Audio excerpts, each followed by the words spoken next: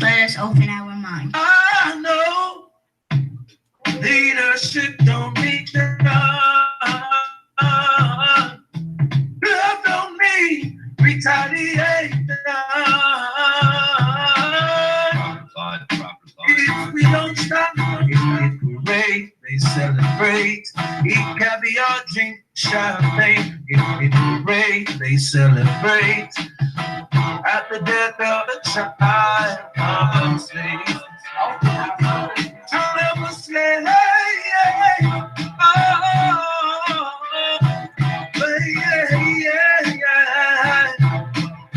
Remember your forefathers' tears, the life which was lost for us to see peaceful years when shot stopped. Who remains flat? If we break, they celebrate. Eat caviar, drink champagne. If we break, they celebrate. At the death of the child of a slave.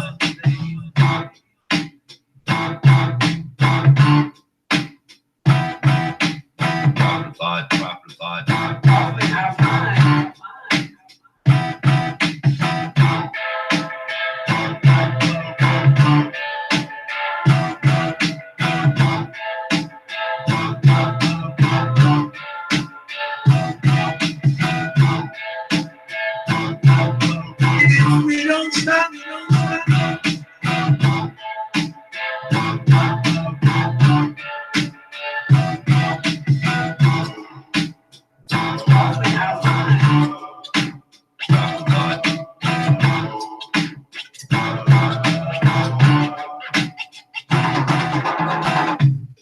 open our mind.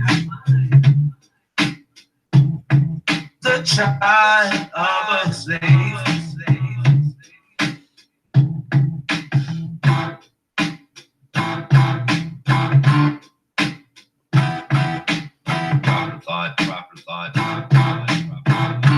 Open our mind.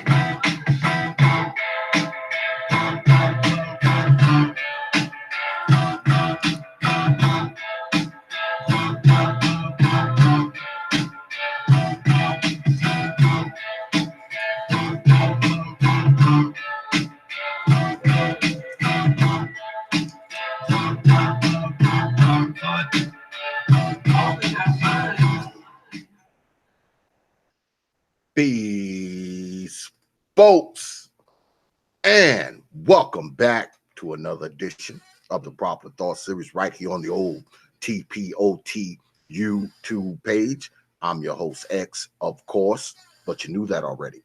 That's why you are here. And this lovely lady to my right, y'all all know her. That's Teacher Tanisha. What's good, Teach? Peace and blessings, family. What up, bro? Told y'all would see more of her here. Tonight we're supposed to be having an OG show. I don't know what happened to the OG J Speed because he was supposed to come up first. I did get in contact with the OG. I even called him on the phone because I got his number. And I don't know. Hopefully he'll show up. But tonight we're going to have R.B.R, the infamous R.B.R. Now, all of you who are on YouTube, all of you by now know who R.B.R is. He's outrageous. He's loud, but believe it or not, as crazy as we think he is, he actually makes some solid points from time to time. So we're going to have the OG R.B.R on here and possibly the OG J Speed if he shows up, which I hope he does because I like that. I like that OG. I do. I really like him. So I've been reaching out to him. I just hit him up again, like right before we started the broadcast. So hopefully the OG is going to show up. I don't know what happened to him, y'all. I mean, I've been trying to hit him up for like the last 2 hours. He's not getting back to me. Like I said, I've been calling him on the phone and the whole nine.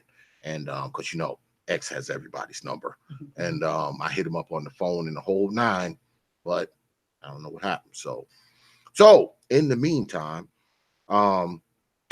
like I always do. I did get some donations through my Streamlabs and my PayPal last week. It is greatly appreciated, folks. I know y'all get tired of me saying this at the top of every show, but I'm going to say it as long as y'all donate. I'm going to have to get up here and start the show off with number one, not just thanking you for the coins that you drop, but thanking you for supporting this platform, watching this platform, sharing the videos, liking the videos, all of that, showing up here every damn week. Okay, all of that. All right. I mean, like I always say, T.P.O.T isn't a huge channel, but the people who support this channel have loyal. Yeah, they have huge minds and they have huge hearts, and they always dropping coins on me, But I mean, like I always say, your money ain't that important, because those of you who've been watching me and following me for a while, y'all know X works for his. So it's not all about your money. Now, don't get me wrong. Like I always say, money's nice. Anybody who say they don't like money, tell them a goddamn lie. But you don't just have to drop money on me for me to consider you to be a supporter of T.P.O.T. I don't see it that way. Of course, you're a supporter if you drop coins, but you're a supporter if you show up here every week. You're a supporter if you share these videos, watch these videos. Part of the Proper Thought Series fan group page. If you like, share, and follow the Proper Thought Series main community page. If you freaking follow us on Twitter, if you follow us on Instagram, all of that shit, I consider y'all to be supporters. Okay. Like I said, your coins are nice, but just the fact that you're here, I consider you a supporter. Yeah. And I'm always humble. I'm always honored, and I'm grateful to y'all for that, for not just supporting this platform, but ultimately supporting me. Okay. Y'all have been following me for a while, and it's appreciated, man. And I thank you. Good looking out, family. All right. So let's get to it. The reason why I wanted to have the OGs on here tonight, because people call me OG now too, especially them young motherfuckers. They call me OG too. But the reason why I wanted to get the OGs on here tonight is because, regardless of anything else, I mean, I know y'all young folks, y'all call us old niggas and all that kind of nonsense. That's okay. I mean, I have millennial sons. Their nickname for me is old man. So I don't have a problem with that shit at all. But the reason why I wanted to have the OGs on here tonight is because, I wanted to hear some wisdom, not from the last 10, 20, 30 years, not from the last 10, 15 years of YouTube, but I wanted to hear some wisdom from before this time, before the internet. Because, see, the internet wasn't always here. Many of you may not remember it, but there was a time where there was no internet, okay? I remember when there was no internet. I'm old enough to remember that.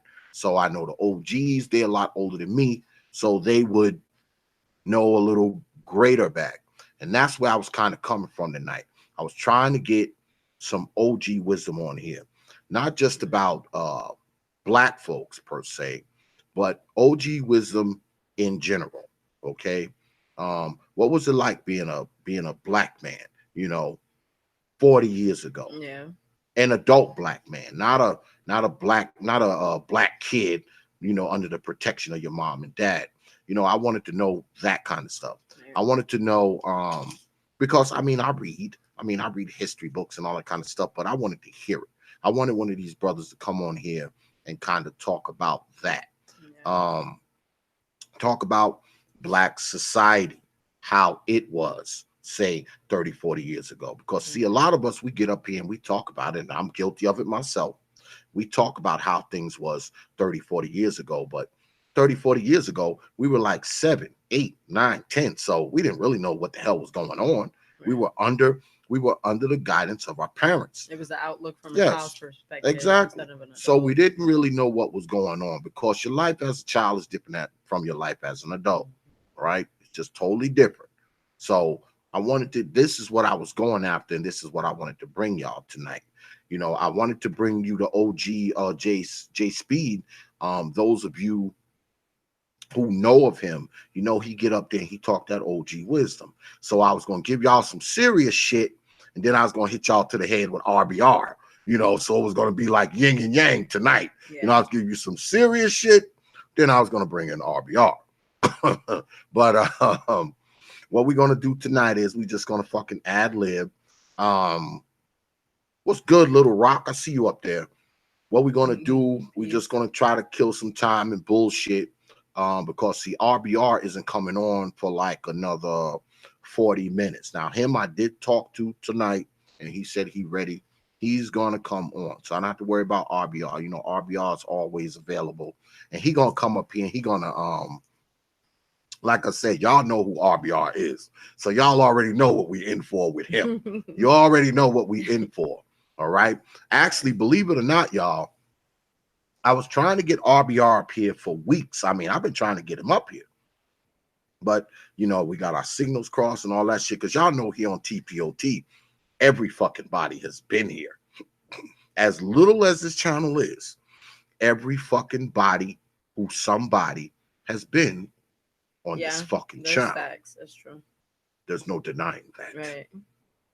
Everybody from people who got 10 subscribers, 100 subscribers, 1,000 subscribers, 10,000 subscribers, 100,000 subscribers, right here on the T.P.O.T YouTube page. Right. So I will bring on anybody. Okay. I don't care if you got 5 subscribers, 0 subscribers, 5 million subscribers. That doesn't dictate whether or not I want you on T.P.O.T. What usually dictates what makes me want you on T.P.O.T. is I have to have some interest in your platform. Many people who haven't been on here are people that don't take a lot of interest in their platform. Now, don't take it personally, don't get offended, but I'm not going to have you on my platform if I don't really have an interest in yours. Content, yeah. You know, I don't really have an interest in yours. You go through my archives, especially since we've been doing these hours of power shit. I mean, you go through my archives. Y'all know I usually have 3 people on a night. I mean, I've been slowing down a little bit now. Now I only have 2 people. But usually, y'all know, it's 3 people. First hour, 9:30. Second hour, 10:30. Third hour, 11:30. And I have a different person, okay? And some of the people you know, they're very popular. And then some people, you have no idea who they are.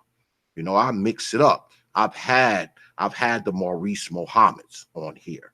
I've had the Gab Talk Medias on here. I've had the LARs and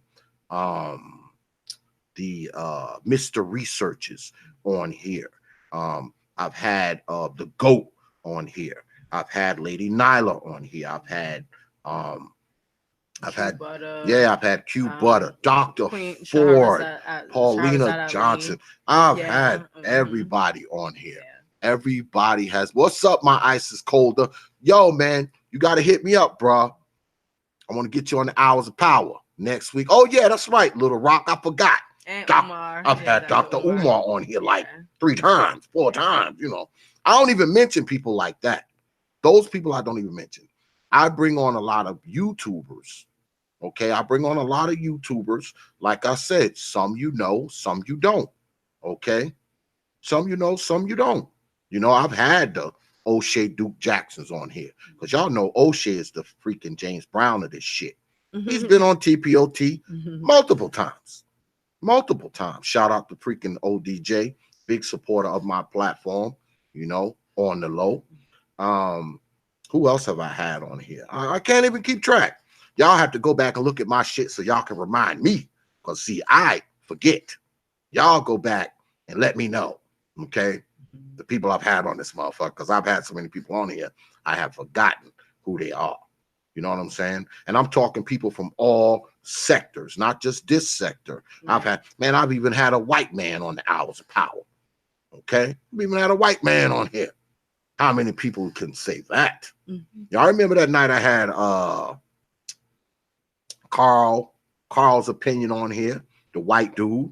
Y'all remember that night, right? I mean, I've had everybody on here, man. This is what we do here. Okay? This is what we do here. And I want y'all to understand that. I mean, I know on this media thing, right? There's a lot of egos and shit. All right, in play. There's a lot of egos in play. There's a lot of jostling in play. There's a lot of competition in play. And I get it. Okay. Now, I don't go as hard as many YouTubers. I guess that's why my shit ain't bigger because, see, I have to work. Yeah, I gotta work, so I can live. I got shit like a wife, house, car. I got all that shit going on, business. I got all that shit going on in my life. So, I can't just spend a lot of time fucking around on YouTube, especially this time of year. Like I said, those of you who know me, y'all know this time of year I'm busy as shit, man. Yeah. I can't do shit. Can't get shit done. I barely have time to feed my damn mutt out back. He be looking at me sometime like, God damn, where the kibble at, man? Fuck around and forget to feed him sometimes. That's how shit goes here. But what I have done is I've always tried to give y'all different looks, because this is the Prophet of Thought series. And what does that mean? There is a litany of series on this channel. Different shit, talking about different stuff, different people, different everything. I mean, you look on this channel, you'll see so many different types of things, man.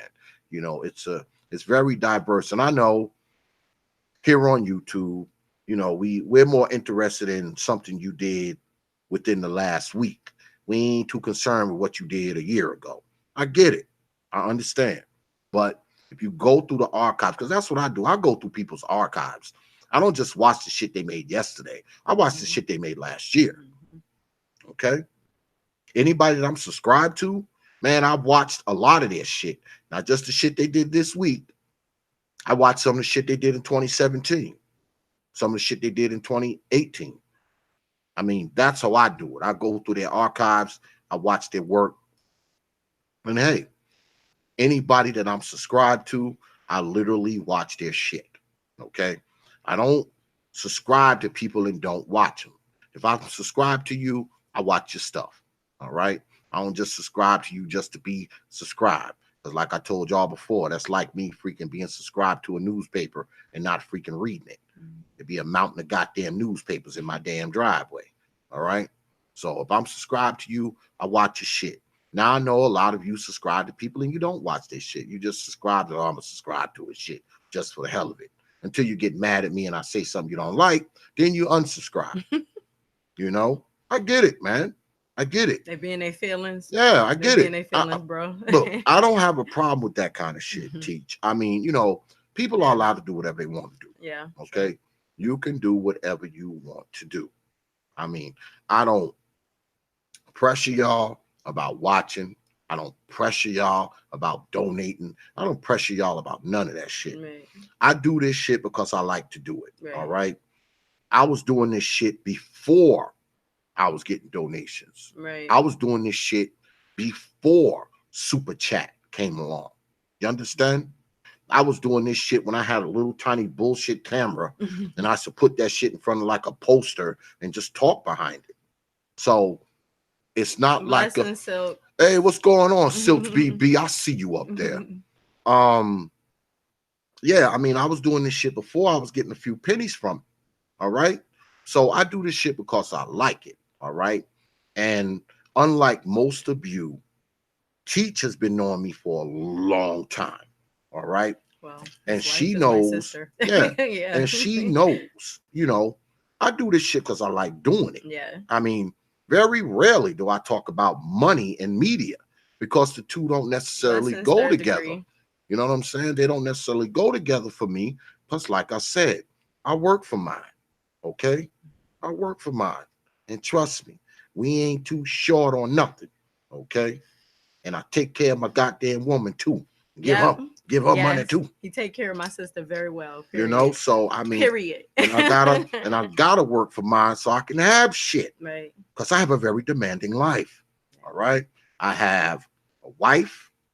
I have 2 grown daughters, 3 goddamn granddaughters. Thank you, Silks.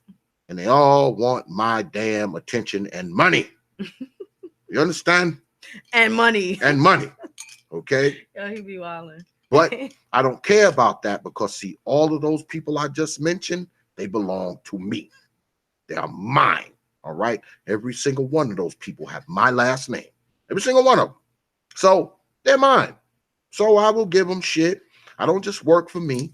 I work for them too. Okay? Because not only do I want them to have now, when my black ass is dead, right, I want to be able to leave them something. right. That's why I do what I do. Okay? Now, not to give y'all my long soliloquy of my damn life, but I'm just letting y'all know that I don't do this shit for money, man. I do this shit because I like doing it. I like getting up here fucking with y'all and talking shit and cracking jokes and all that kind of shit. And also addressing serious issues that we deal with as a people. Hey, what's good, brother Antonio? Good look, man, on the super chat. Appreciate that, my man. Antonio. Good looking. Good looking on that super chat, man. Yeah, I mean, I do this shit because I like getting up here fucking with y'all, man. You know, I like getting up here fucking with y'all, talking shit, you know, and bring some serious shit to you from time to time. Sometimes I come up here and we just bullshit, okay? Then sometimes I get up here and I drop some serious shit on you. Yeah. You know? So that's what it is, y'all. And I appreciate all of y'all, man. I do appreciate y'all, man. Don't ever think that I don't appreciate every single one of you, because y'all show up to this damn thing every damn week. Sometimes I look up there, man, only be like 3 people watching. And then sometimes I look up there, it's 30 people watching. Then sometimes I look up there, it's 100 people watching. All depending on who I got on here. Right. You know what I'm saying? But I don't care about any of that. Now, would I want like 5,000 people watching? You're damn right, because that's more people up here to listen to me talk shit. But not shit, but it's important stuff too. Don't be saying it like you just, you know what I mean? But my true supporters that are here all the time, I know. Hey, what's good? Keep It Techie, KIT. Yo, y'all need to get on down to Keep It Techie's channel, man. I'm telling you. Blessings. Get down there to Keep It Techie's joint. I'm telling you. Get down there. You will learn something by watching KIT's shit. I'm telling you. Get on down there and watch Keep It Techie. Young Jay, what's good, man? I see you up there, man. Yo, Young Jay, man, I got to bring you on too, man. You know, you got to hit me up, brother. And yes, Silks, everybody on your way in, put a thumbs up. Right? Yes, to that love, hit the goddamn like button before I come to all of your houses. Knock on the door. And when you open the door, you be like, oh, shit, X. What the hell are you doing? Now. What the hell are you doing here? Motherfucker, you didn't like the stream the other night. Motherfucker, I'm going in here. Where your damn computer at? We're going to like this motherfucker right now. Thumbs up, thumbs up, thumbs up. All right. You didn't like the shit the other night. So, motherfucker, I'm here to like it for your black ass. But, yeah, man, I do, man. I appreciate y'all, man. I do. I know I talk shit to some of y'all, and, you know, some of the shit I say cuts across your chest, you know, like a finely tuned katana. I know it does. I know it does. Some of the shit I say cuts across my shit like a finely tuned katana. But one thing I will never do with y'all is bullshit you. You understand? I will never bullshit y'all. That I will not do. Why? Because, see, I know there's people right in this city that listen to me, and I might run into one of you motherfuckers. You know? If I bullshit at you and you roll up on me, I don't want to have to put a damn bullet in your damn head. I don't. I want us to meet, be cool, and all that. I don't want you running up on me. Peace and love, people. Yeah. I want you running up on me because, see, you do that, I'm going to have to hurt you. Okay, I'm going to have to hurt you. You're going to have to hurt me. Okay. It's a carry state. You don't want no smoke. Yeah. Basically. Yeah, I live in an open carry state, so you know. Period. You know, that's enough. Yeah, I mean that's how it is here. You know, you carry your shit here like motherfucking Clint Eastwood, or motherfucking Charles Bronson, John Wayne type shit. You know, on the side. You know, have your shit. You can have double, a 6-shooter. You know, have the 2 6-shooters in a 10-gallon hat and shit. It's kind of how it is down here. Yeah, that's how it is. Yeah. So, you know, when I run up on the folks, because I have met, you know, unlike many YouTubers, I met 3 YouTubers so far that I actually hung out with, chill with, you know, but y'all know that already because y'all watch my shit. I filmed it. All right. So I don't just talk, you know, on YouTube with brothers. I've actually met them. All right. I've actually met YouTubers and hung out with them and bullshitted with them and all of that shit. Gonna do it some more this summer. I got some meetups with a couple people. I'm actually supposed to be meeting up with Kevin Samuels. I know y'all know who that is. My man Q Butter. I mean, every time I go to New York, I meet up with him. So y'all have seen me and him together many times. My man brother Theron, I've met up with him. You know, I mean, you know, CRU, what's good, man? Yeah, I'm bringing R.B.R. supposed to be coming through, brother CRU at 10:30. I did speak to him earlier. He said he coming. So I don't know what happened to J Speed, the OG. I really wanted to get the OG on here, y'all. I don't know what happened. Like waiting I said, back for a response. Yeah. Hopefully he'll be on. I got to call the OG again. So I'll let Teach rock the mic while I try to get in contact with him. What's good, brother BMT? I see you up there, man. Blessings, brother. What's up, BMT, y'all? man. I hope you coming on tomorrow, brother. Good show tomorrow. I know just letting you know ahead of time. Don't Yeah. forget tomorrow. I know you be busy and shit.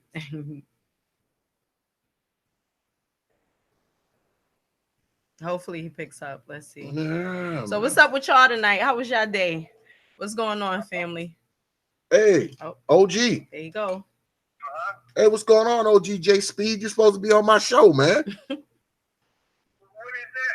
Right now. we live, bro. We live right now, waiting on you. Okay, all right. Blessings. I already emailed you the link. Okay, all right. Let me my time is store. I'm coming on in now, All right, hit your email, man. The link's already there, OG. Okay, all right. All right, brother. Blessings. All right, so he coming, y'all. Yeah, on his way. I guess the OG had forgot that he had made a date with T.P.O.T. But that's okay. We'll let the OG slide on that. It's okay. You know, it's yeah. Oh, Antonio Keys said you and Tony Maceo be dropping gems. That's I appreciate that, brother Antonio. You know, I mean, you know, I just come up here and I try to, this is what I try to do. Let me tell y'all what T.P.O.T. is really about, right? If you look on the banner, what it says is, because this used to be the Proper Thought Series Media Group. Yeah. Those of you who've been following me for a while, y'all remember when T.P.O.T. was this big old crew. It was like 6, 7, 8 motherfuckers. Y'all remember that, right? Right? So when you look on there, it says a group of people who talk about the policies, the prejudices, and the politics that concern Black folks. Right. That's still up there.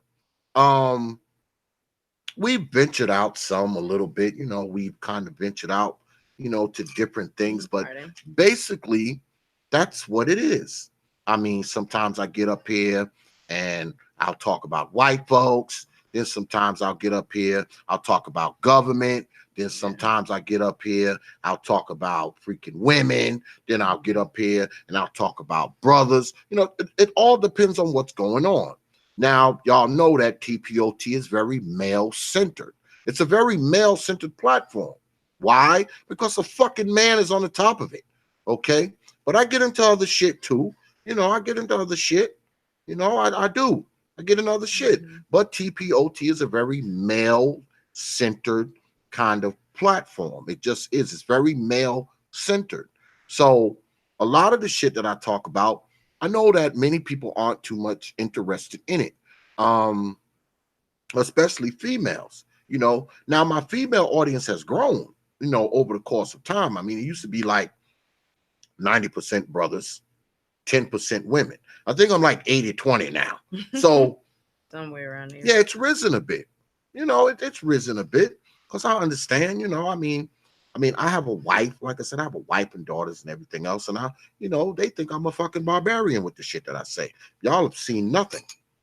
Because guess what? Say a barbarian, the same way I talk on this shit, my wife, daughters, same shit. Yeah, I talk to them pretty much the same way. So they're used to this shit. They've been hearing this shit for years. Okay. You listen to my daughter, they be, oh, dad is mean. That's what they'll tell you because of the shit I say. The shit I say. And I'm not mean. I'm just very, very straightforward. Okay. I'm very, very straightforward. And I don't mince words, especially with people that I care about. Okay. I don't mince words with you. All right. Oh, you're a first time listener. Blessings. I'll tell you what it is. CaptPY2, what's good? Welcome to the Proper Thought series. Blessings. You know. Oh, Silks. Oh, okay. Silks directed you here. That's what's up. Yeah, Silks BB Scratching. That's one of my loyal. All right. Well, that's what up, Silks. That's one of my loyals right there. That's one of my loyals. Yeah, we just sitting here now, y'all, waiting for the OG. He said he was in the store or something, so I guess he had completely forgot he was supposed to be fucking with us tonight. And I'm supposed to have R.B.R on, so I guess I'm gonna have to push R.B.R back a little bit. So R.B.R, you here already? Yeah. Well, BMT, CRU is RB. Are how you long in the to chat? R.B.R? He want to know. Somebody said how long. Oh, R.B.R wants to know how long. What time he should come on. R.B.R, you can, if you in the chat, man, you can come on now. Come on now, yeah. You can come on now. How about I have you and the OG together? Test 1, 2, 3. There he is. There he is. Test 1, 2, 3. 1, 2, 3. Oh man, can you hear me? Can y'all hear me clear? I can hear you, OG. What's good, man? Hey, what's good, man? I just got in from the house, man, and my hair was all messed up. And you called me, and I did it in 2 minutes, man. I'm just being a black guard right about now on your station. Right about now, I just did it where I am. So yeah, well, I don't care. I don't care about that. Okay, all right. I had hit you up earlier, OG. I had hit you up like a couple hours ago. I was like, damn, what happened to the OG? Yeah, I was at my house. I'm living in a hotel now. To my house get straightened up, it had a flood in it. So I've been gone all day. I didn't get back to 6 o'clock. So I'm here now. Let's go flood. Yeah, I'm here now. Yeah, let's go. We ain't gonna dwell on that. Okay. All right. Now, OG, you and I, full disclosure, me and the OG, we have been on panels together in the past, so I'm familiar with the OG. But OG, won't you just give people a little synopsis of who you are, what you do, what you're about, all that stuff before I start my round of questioning? Yes, sir. I started off in Charlotte, North Carolina. I come from a family of 18. My mother had 18. I was raised by my grandmother and moved to Atlanta. Started working in a nightclub when I was like 16 years old, going back and forth from New York to ATL. Decided in 1990, I'm gonna say in late 80s, my marriage wasn't going great. Decided that I needed a change, so I moved to Southern California in 1990. And I came here in 1990, about 6 months after that, started working in the movie industry because I was always doing the clubs and stuff like that, DJ and remixes and stuff like that. I had my own DJ company back in North Carolina. And I got here and ran into Keenan Wayne and Al Toomer. And I was on Living Color, less than 6 months after I got here. Then I started doing other things. And I was in the Nation at the same time. And they was pretty much guiding me spiritually, how Hollywood was going to try to handle me and stuff like that. So, so I kept brothers around me. And every show I went on, most of the shows I went on, like the Martin shows, Living Color, I'll always dress because I leave their show and still go on post at the mosque. So I would always wear bow ties and a suit every day because I was still pushing, even though I was working in Hollywood, I was still pushing the program. I was pushing Bean Pies and The Final Call. And matter of fact, I was the one who got Martin to come to see the minister back in the 90s. And so, I retired about 5 years ago. I'm 60 years old, still looking like I'm 20. Nah, I ain't even gonna tell that, but I still look good for my age. I still play a good game of basketball, and this is all I do. I started my channel up about 6 months ago. And I started doing things because I just didn't think people was really, I think it was two-sided, especially in the black community. I think we have it's almost like the Democrat and the Republican side. Everybody has something good to offer, but they ain't came together and gelled it together where they can see they can make mistakes over here and they can make mistakes over here. You got the conservative shows, you got the ADOS, and you got this and you got that. And I didn't think nobody was really talking in the way that I really been talking all my life. It's wherever you at, we're all coming to a conscious at a different level. Wherever you at, Right. we got to start where we at. And we got to start pushing the program. We just can't keep criticizing where we at. We got to start being, reacting and going out there doing the work. And that's what I did when I was in the nation. Now I'm not spirituality at all. The only thing I do now is I live a more holistic way of living. I've been to Africa a couple of times, Costa Rica. I'm a well-traveled person, so I've seen a lot of different things. And wherever we're at, I always see us on the bottom. And so that's what I'm trying to raise the horizon, the mindset. Because you want to change your situation, the only thing you have to do is change your mind. Right. And that's me. That's a short story of me. Okay, so like I said earlier, me and the OG, we done been on panels together over at Old Man Show. And let me ask you this, OG. What do you think of the state of media as it is now? As you sit on these panels and you come on YouTube and you listen to brothers. I mean, what do you think it is? What do you think the state of it is right now? I think it's at its baby stage. I really believe it's at the baby stage because I built my first computer back in 1992 when most black people were scared of computers. I was building my computer back in 1992. And a lot of these guys you got a lot of brothers out there who are really, really, they up and running real fast. But what I think, I don't really want to say this, but I'm gonna say it because I'm always trying to tell the truth into everything that I'm discussing. I think it's a lot of TMZs and a lot of Jerry Springer like shows out there that people are really trying to be funny and they're trying to be popular.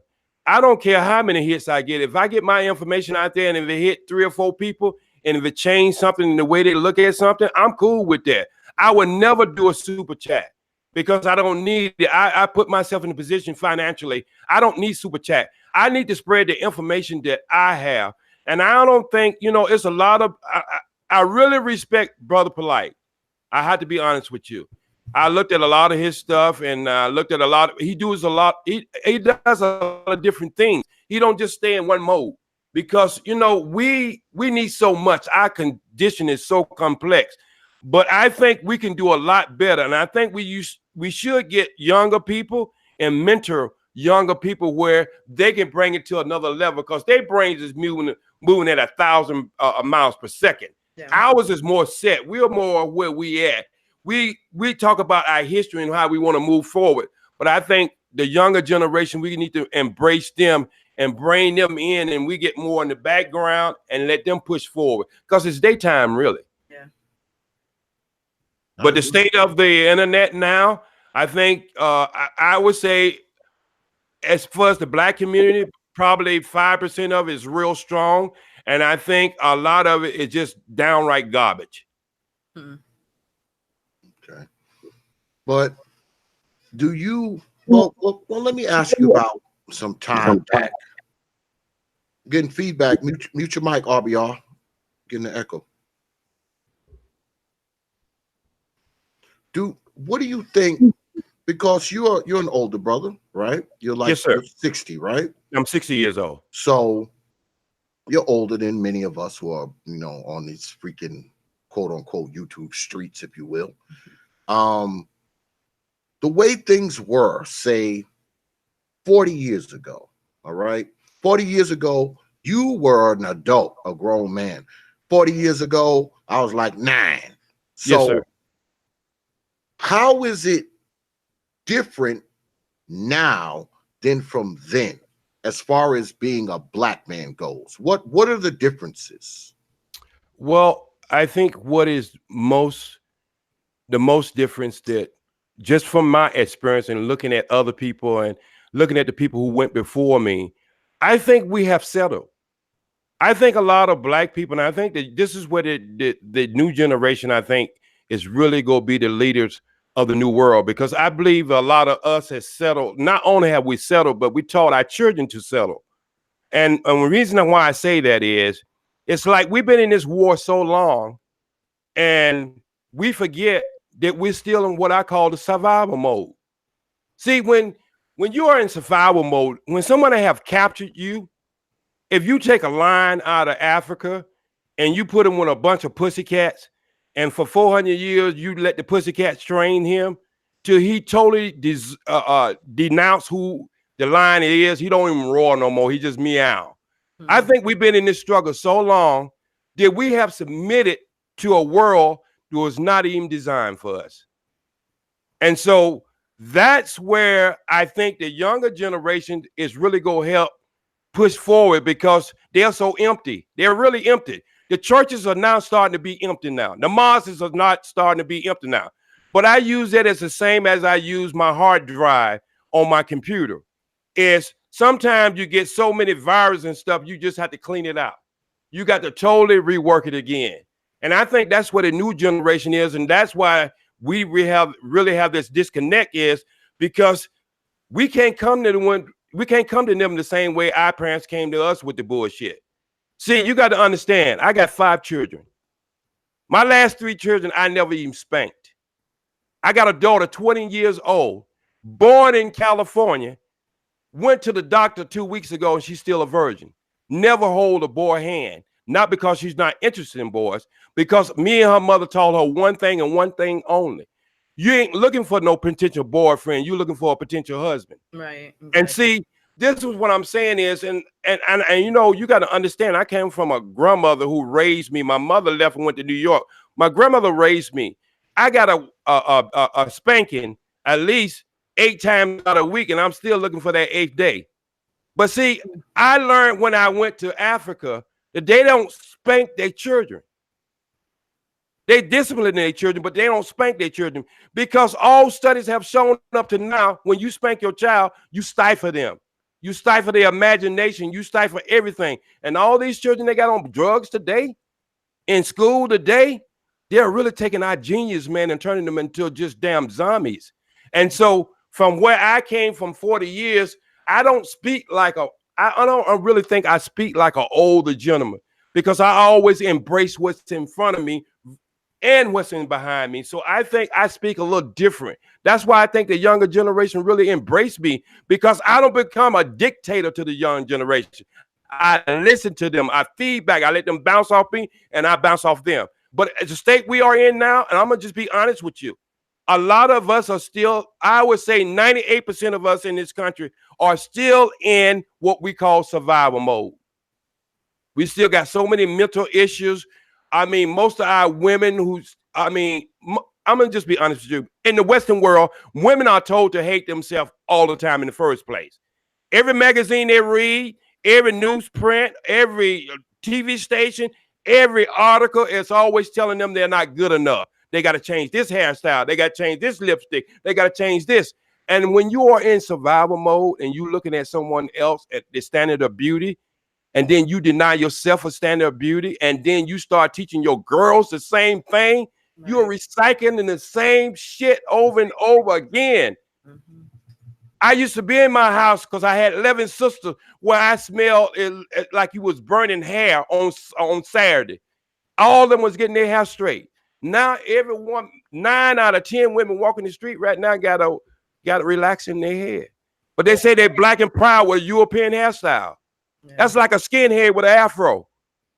So we got to get out of this survival mode until we got to clean house, man. That's what we really got to do and start over. What's wrong with us starting over? We built the greatest country outside of Europe. There's not even a country second to this country.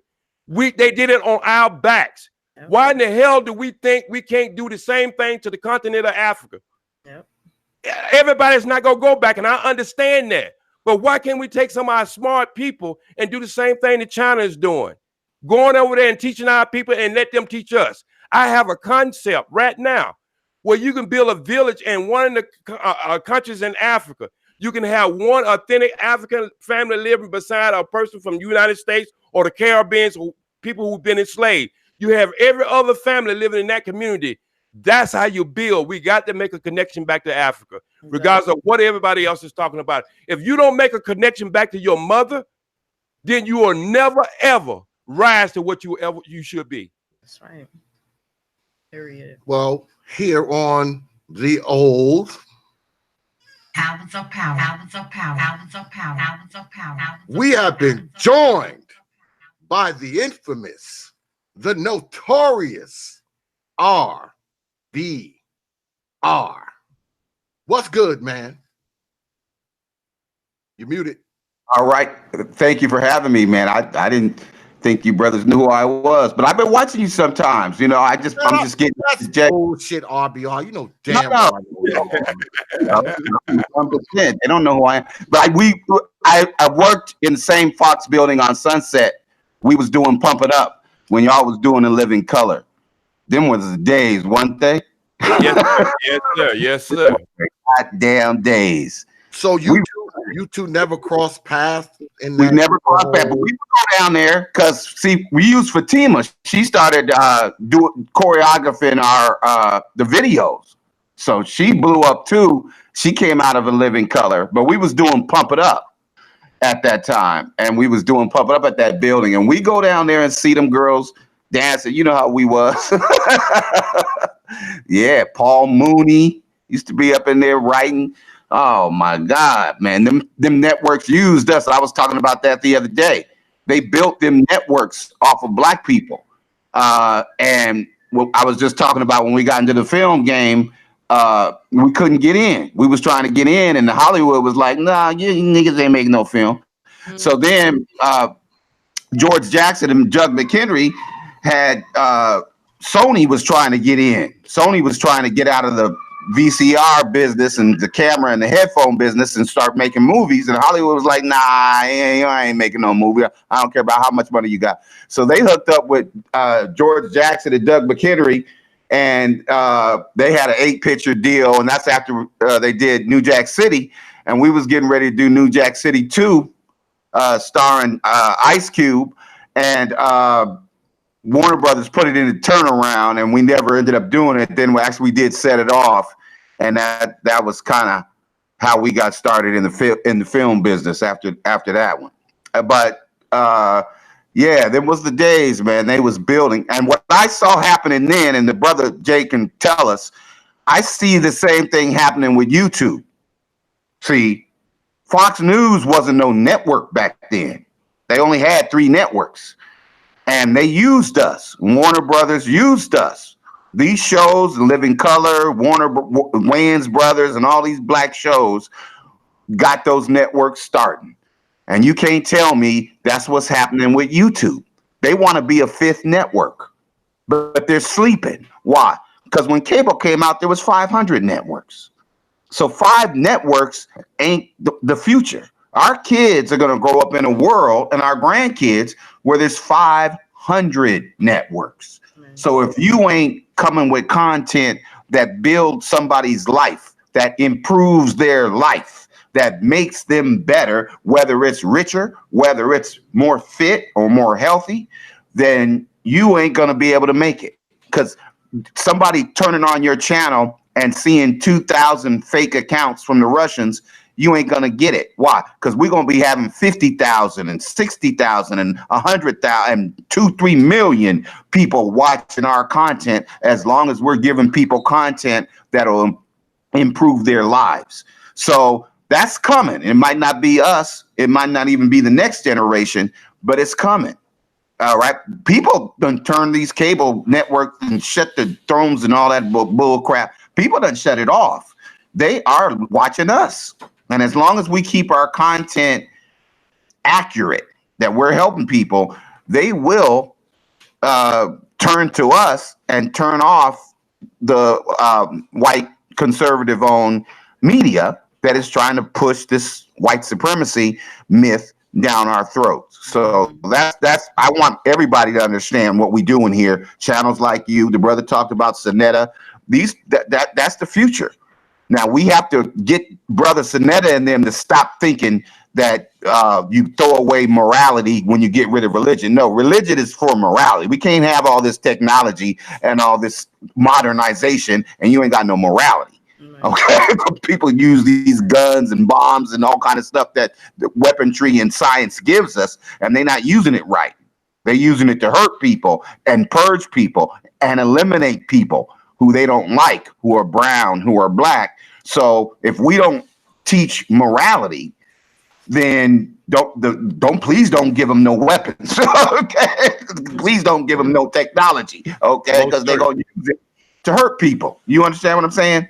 So we have to do that. And if we do that, as long as we civilize and educate the populace, then we're going to be all right. You know, so that's what we're doing. When I came to YouTube, I was telling O'Shea, I said, I figured that there's 10% of the audience that really wants to know the truth, that really wants to be helped. Big fat woman come here. She don't want to be called fat. She don't want to be told about the donuts and all the other stuff that she really doesn't eat. She got a thyroid problem. You know what I'm saying? So she want to know what's really going on. She don't want somebody attacking her and calling her fat and calling her name. She want to come here and, hey, you need to go get your thyroid checked. And if they give you medication, something for your thyroid, take it every morning. And so she can improve her life. And if we do that to people, instead of shaming them and putting them up there and doxing them and debating them and kicking them off and cooking them, talking about cooking somebody. What the hell is wrong with you, man, brother? And we stop doing that, and we start helping people and improving their lives. That's not only will people pay you, okay, you helping the community. All right? We got idiots. I just came off a panel, and we got a 78% birth rate.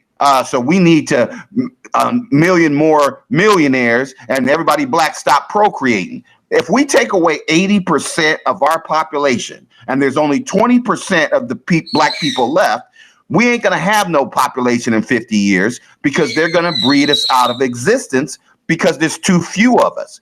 We didn't realize that our number, look, if there's only 3% of black people left, what you think they're going to do? Be happy and they're all rich. No. They're still going to hate you. You're still going to be black. They just get rid of us. So the answer is not to stop having black babies. The answer is to have more black families, to have more black communities. This way, no matter how much they hate us, they ain't going to be able to get rid of us. But if we reduce our population to where only 3% of our population can reproduce, which is like how it is in the Jewish community. I know it's not a race, but Jewish people would like to survive. If they don't do something about the 3% of their population that are male, they're not going to make it. I don't give a damn how rich you are. You know what I'm saying? If you don't survive, Steven Spielberg can't have kids no more. So his wealth ain't going to do nothing when they're extinct. So we don't want that model but we don't want our population to be reduced to 3% of black men and 3% of black women. And then the women are with the white boys. And then the men are rich, but we can't produce because we're too old. What happens to our race? It dies off. And then what will happen to society when the people who created civilization, education, science, knowledge, morality, religion, what happens to society when that's gone? We know what happens. You know, that's the end of humanity. That's an extinction event. And Nicole Ali was saying, it'll never happen. Only 50% of the black men have all the babies. If they stop having babies, then the 50% of black men who don't have babies to begin with, then we won't have any babies. But that don't mean we'll be bred out of existence. Are you serious? If nobody has babies in about 50 years, we out of here. So the answer is not to have a whole bunch of Aisha Currys and Steph Curry ass babies. The real thing is to stop hating our race and culture and thinking white people are superior and their model, because they doing that. See, they don't want to have babies in a country where there's black people and Mexicans and Asian people. So their population is dwindling because they don't want to have kids because of us. And we can't take their model. Why? Because keep doing this for another 100 years. The World Health Organization says a couple has to have 2.1 kids to survive, to maintain that population. You keep having one kid and see how long your race, your population survives. So nobody's saying that everybody should go out here and have 5 babies by 7 different dudes. But we are saying, let's not trade one problem for another one that's worse. So I think that that's really where the conversation needs to go. But other than that, you guys can take the conversation in any other direction you like. I just like the way it was going, so I'm with it. Yeah, well, I told you when we talked that I was going to let you let it rip, R.B.R, and I'm going to hold true to that. But let me swing over to OG 60J Speed. Back when you were younger, because I asked you about 30, 40 years ago, do you think that we were more focused on blackness back then, or are we more focused on it now? And what I mean is, because you know the thing. I mean, you're an OG, you've been around. I mean, you've been in movies and TV and all that kind of stuff.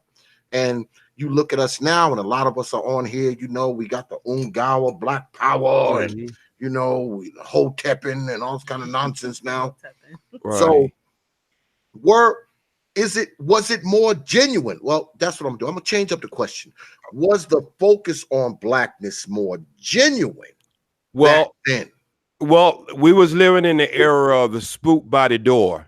That's number one. So we was living in that area where we was really trying to find ourselves. Because a lot of people don't know, believe it or not, black people didn't become free in this country, unquote free in this country, until the 70s. But if you go back from the 70s on back to the 50s and the 40s and stuff like that, there were some black people who was even professors at colleges. But I'm talking about it as a unit. As a unit, it's when we was focusing on like back in the day when I was coming up, police officers used to have been known to whoop your ass. I mean, they would just actually pick you up, take you to some place, and just beat the shit out of you. They wouldn't shoot you, but they would just beat the shit out of you. And everybody knew that in the community. So we was more like sticking together. We were looking out for each other because we was trying to find ourselves. But what happened in the 70s? I'm going to tell you what happened in the 70s. The 70s was, I'll say, the year of the weed. And then if you was in New York, it was the year of the heroin. That's even from the late 60s to the 70s. Even freebasing has just slid in around about the 80s. So we was just, our children was rejoicing. Back in the 70s, I was a teen too. We were rejoicing that we had the freedom, seemed to have more freedom than our mothers, our parents did. And we went on this celebration for a while, man, until the 80s. And if you really think about it, we went on to the 80s, and what happened in the 80s? They got rid of Donahue and started putting all these female talk shows on. And when they start putting these female talk shows on, believe it or not, I was preaching this back in the 80s. I was saying they're trying to feminize the black community. Because at that time, if you go percentage-wise, there was more black women at home than it was white women. So they had all these white shows contributed with the soap operas, because that's how we learn how to love. That's how we learn how to have a relationship. And so what I'm trying to say is, when you really think about that, we've been in that scramble. And so, yes, it was much genuine back in the days because we had to stick together. But now you got brothers who go to Ivy League school, sisters who go to Ivy League schools, and they just think everything is lovely. They can tiptoe through the daisies and everything. And the only thing you have to do is just take care of yourself. Me, I. And if I vote, and then I'm cool. And so, they think that it's still not the same shit. Let me just tell you something and be honest with all my people out there. Your ass is still in survival mode. If you think you're not, I don't give a damn how many degrees you think you got, how fat a bank account you think you got. Look at Bill Cosby. Look at Johnny Cochran. Look at our entertainers. Look at even my president even had, and which I'm not into the voting shit. And let me just get that clear. But our president, when he was in his second year, had a white woman slinging her finger in front of his face. That's never happened on the face of presidency in this country. Now, this is no governor or mayor, what the hell else she was, but that shows you something.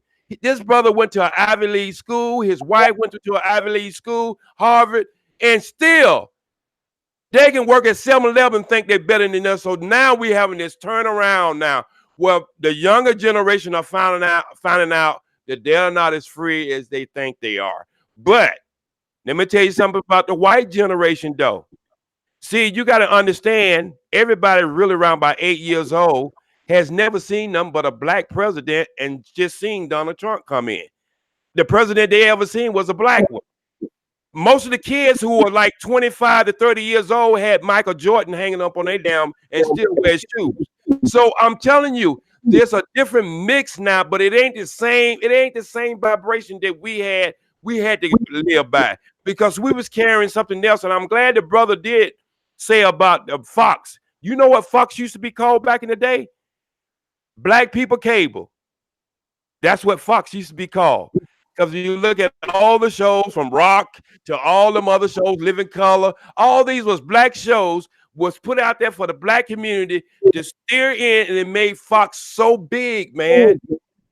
And so what I'm saying is, I know your question, I took it out, I swayed it out a little bit, but no, we had to be more genuine back then. It's not as good or bad, but we had to be more genuine, be more closer, because we had people attacking us from every angle. Now we got that little freedom. Now we're kind of like, we don't even have a community. Let's just be honest. Black people don't have a community, man. We have neighborhoods, but we don't have a community, because the community has to be supported by your mailman, the police department, your banks, and everything else. We are in the neighborhood, but we don't have the community. I remember when black people used to own 75% of all the cleaning service in this country. I remember when my aunt used to work 2 maid jobs. I remember when all this shit, when we own our own community, our stores and everything else, but they gave us a little freedom and a little integration, and we killed our own business, man. We ain't had to work for Wall Street, Black Wall Street to happen again. We killed it when they say they can open the door for us, and we went straight to the suburbs and started shopping in the mall. So that's my fact. So do you agree with the OG J Speed, brother R.B.R? Is that a similar experience for you? Because I'm a couple of years younger. I'm 58. I just turned 58 last month. Okay, so you're a boomer. Yeah. Okay. Yeah. So I'll take the end of what he said first. All right. Like I was saying about Fox, we pioneered it. We turned it into a multi-billion-dollar company. We did the same thing with the movies. There were no black movies. BET didn't have any black movies. And the story goes that Bob Johnson, right, he used to work for the FCC. And one of the things that he would do, his job, was to make sure that these new cable franchises had some minority programming. So John Malone applied for the cable franchise in Inglewood, Colorado. And the Bob Johnson said, hey, this application looks good. You don't have no minority channels. And he said, what are you talking about? There ain't no minority cable channel. What the hell are you talking about? He said, hey, I'm starting a minority cable channel.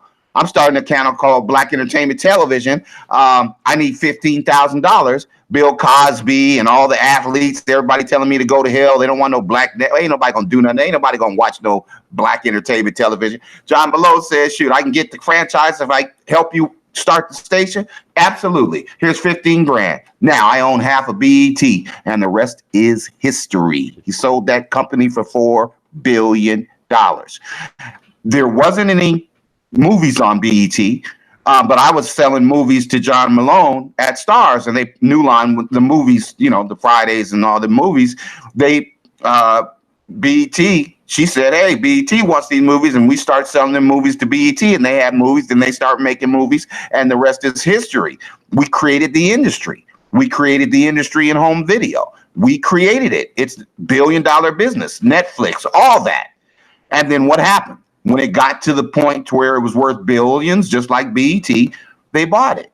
And I'm telling everybody, if we build YouTube and YouTube is worth $4 billion, Oprah got $4 billion in stock and $217 million in cash for the 51% of the Oprah Winfrey Network. If they come to us and say, if you're a creator on YouTube, we got $5 billion split up amongst all of you. Thank you very much. Now leave. And we're going to have to say yes. How come? Because it's $5 billion. Now, the mistake that Bob Johnson made, the mistake that I hope Oprah doesn't make, that TV One made, that Essence Magazine made, take the money, but don't not replace the platform with something else. There should be something else. Can we have a black, God dang, can we have a black cable channel instead of having a bunch of Mexicans on the black on BET? And so they didn't replace it with anything. Now, I'm not saying don't take the money, because I have to say that, because we know damn good and well we're going to take the money too. But, okay, we got to have media. I tell people all the time, if somebody bought the Real Brother Radio Network, then my daughter would start the Real Sister Radio Network, and we would be going, and I would finance it. So if you want to build your business to the point where somebody wants to give you $4 billion for it, but when you do, please don't leave a void in the markets and every Fox News and all these Breitbarts and all this crap. They come in and build their propaganda machine and sow more dysfunction and whiteness, white nationalism, and all this other nonsense, and then affect the community. Because what we're seeing is what the brother was saying is correct. Yes, they put the drugs in the community and the guns and the dope and all. I get it. But they created a condition that made us think that that was our only way out. And the freedom gave us the freedom to get high. You know what I'm saying? And to be single and have multiple babies and stuff that was a whole bunch of immorality that set us back a little bit. So I hope that moving forward, we understand that, yeah, this is a way. It's going to take, you got to be worth a couple of $1 billion before somebody will look at you. We can make money for a long time and they'll never, what is Black YouTube? Never heard of it. They ain't making no money. We don't care. I'm striking our channel. I got my channel struck and down for a week because I did a live stream entitled The Alt-Right Nuts, in parentheses, have hijacked the Black Manosphere. That was the title. They shut me down for a week. That's a strike. This is against our standards. You can't be attacking white people. Well, go back to Cynthia G. Don't Cynthia G still got a wig on? What you talking about us for? You know, so they shut me down. And so what's the point? That's what's going to happen until we're worth $4 billion. And they ain't shutting shit down when we're worth $4 billion. They're going to buy us out. And so understand that that's the future. Like I said, there's going to be 500 channels. All right. We're not going to own them, but that's how many they're going to be. And these people don't see it because they're just one-track mind individuals. We do.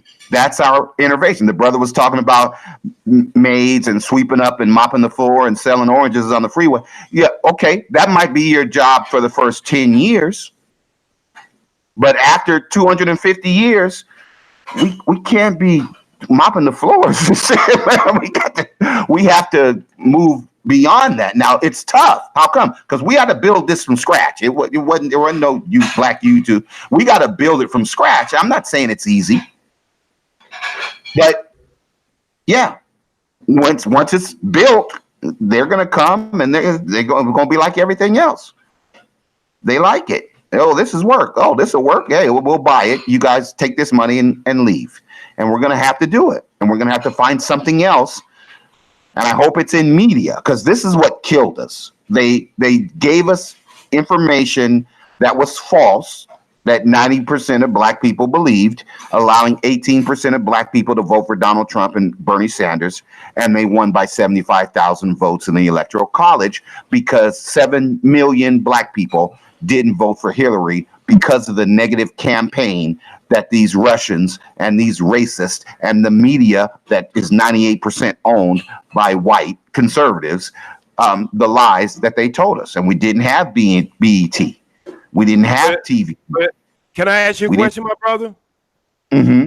You think it was only because of the negative press she had, or just her in general? People was tired of the Clintons, and then some of the comments she had made about predators in the community and stuff like that. You don't think that we really didn't need the Russians to do anything for her? Because I think that people in general, thinking about the Clintons, about the 3-strike rule that came out in California, how Clinton signed the crime bill to put more black people in jail, and then his wife comes out and say that, goddamn, y'all are, you this and you that, and then she was called on it a couple of times, but she didn't want to really talk about it. Did. I mean, I mean, you can throw the Russians out the window. She still would have lost, man, because I'm telling you,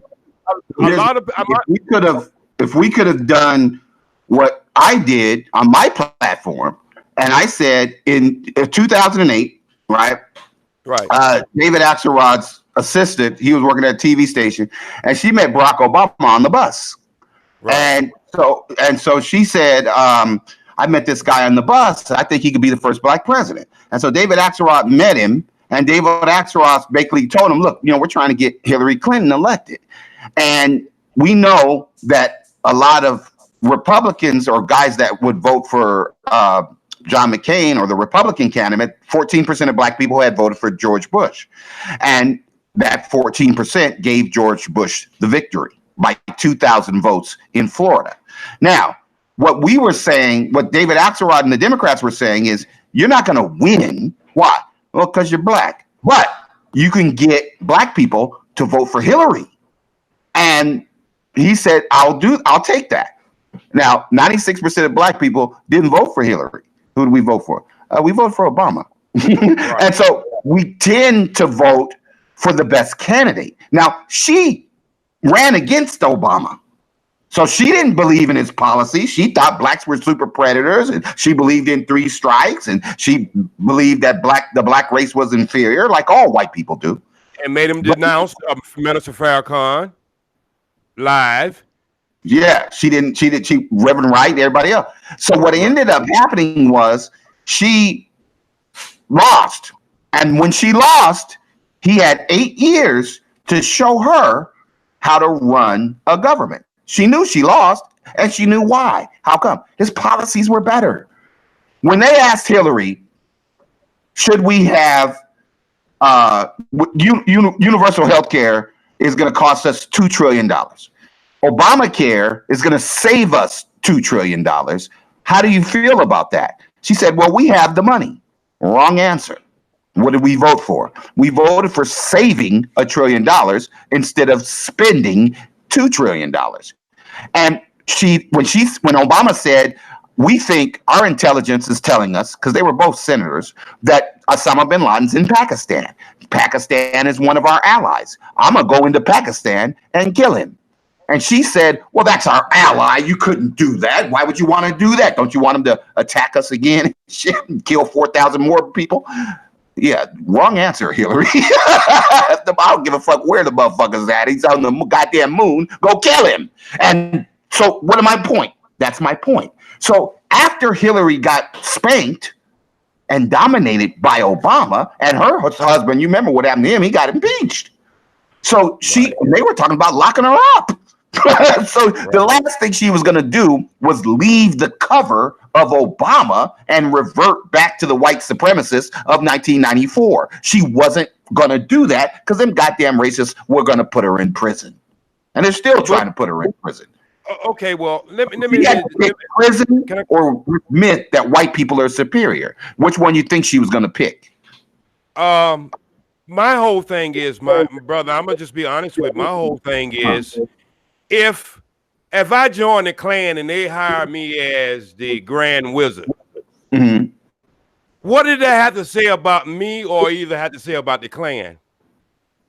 Well, and people have. I think anybody that supports Donald Trump and these Marxists and these Nazis. No, I'm not. I'm not talking about Donald Trump. I want to keep it. I want to keep it right at the door where you had it at. I want to use that White House. I want to use that White House because number one is when something is named white, you already know what the best interest is, right? That's right. Now you know where I'm going with this, right? no, that's like in the black in business and shit. Right. When something is I don't know, my brother is down. I just see the prophet at the top. But when something is named white, you already know what the best interest is. And what I'm saying, I say that to say this. If I was wicked enough where the Klan would accept me to keep the policy of the Ku Klux Klan, who have changed? Have the Klan changed or have I changed? Yeah, I believe that I like to use a more practical approach. No, this is a practice for me because if you follow me, just follow me on this for a minute. Yeah. And the reason why I say that is because all through the time that Obama was in the White House, the first thing we made all kinds of excuses for him. And he did a magnificent job as far as putting the economy back in this country, because that's the first things he had to work on. This country was going broke. What was 300-some thousand houses losing houses a month or something like that. So he did a magnificent job when it came to finance. But I never put him short when it came to that kind of stuff. But the things that the black community need, this is where he fell short with me. And this is why I don't get into this voting thing, because I believe that it's just like this.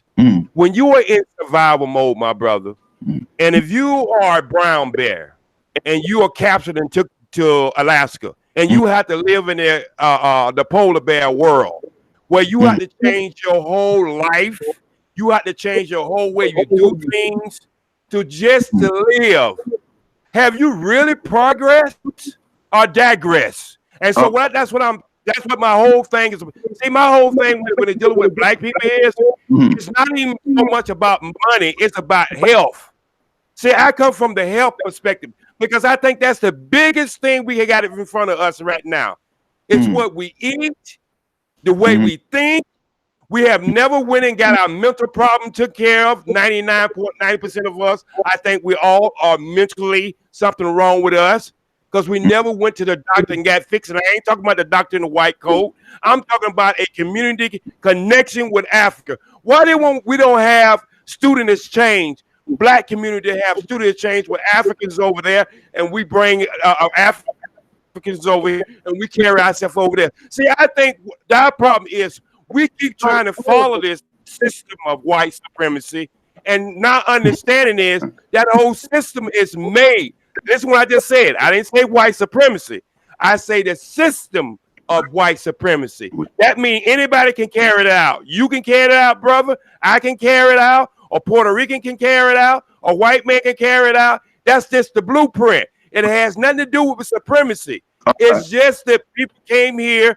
Look, we're still going to what I call about laws that were made over 200 or 300 years ago, man, by people. We don't drive a damn car through 200 or 300 years, but we still dealing with laws. So we got to break away from to me, my biggest thing is we mentally got to break away from this, and we got to get to our clear thinking. We got to connect ourselves back to the motherland, and we got to come up with our own system and leave this damn system alone. We're wasting our damn time. Okay. Now it's interesting. Hold on. Let me get a question in here, brother. Oh, go ahead. Now, I know that you're big on Africa, R.B.R. as well. Do you think that is the kind of the crux of our problem here in America? Do you think that one of the biggest problems in America is that we don't have a connection to Africa? Is that one of our major problem? No, the problem is we don't realize that the connection to Africa is in our DNA. The fact that we're black we have 4 million years of African DNA. And what the brother doesn't want to acknowledge, and I understand if 99% of the media is owned by white conservatives, they're not going to tell you that, look, you had 250 years of American slavery and you had 4 million years in Africa. Why would a civilization, an African civilization that white people wouldn't show up for 4 million years later, add something to democracy called white supremacy? A system. What do you need this system of white supremacy for? White people aren't going to be here for 4 million years. Well, we might need it. They might want the system. Well, how would that benefit us? Because there ain't no white people here. There ain't any white people in Asia. So why in the hell would we put something that we don't need? What about Martian supremacy? The Martians won't be here for another 25 million years, but we got to put Martian supremacy so when they get here, they could lie and say that they created Africa. Okay, and that we're living under their system of Martian supremacy when we built Africa before we even knew what the fuck a Martian was. So how could people tricked into coming to North America build an African civilization that only works for white people if Donald Trump is in charge? Bullshit. What's the truth? The truth is Africans were dying 75,000 years ago.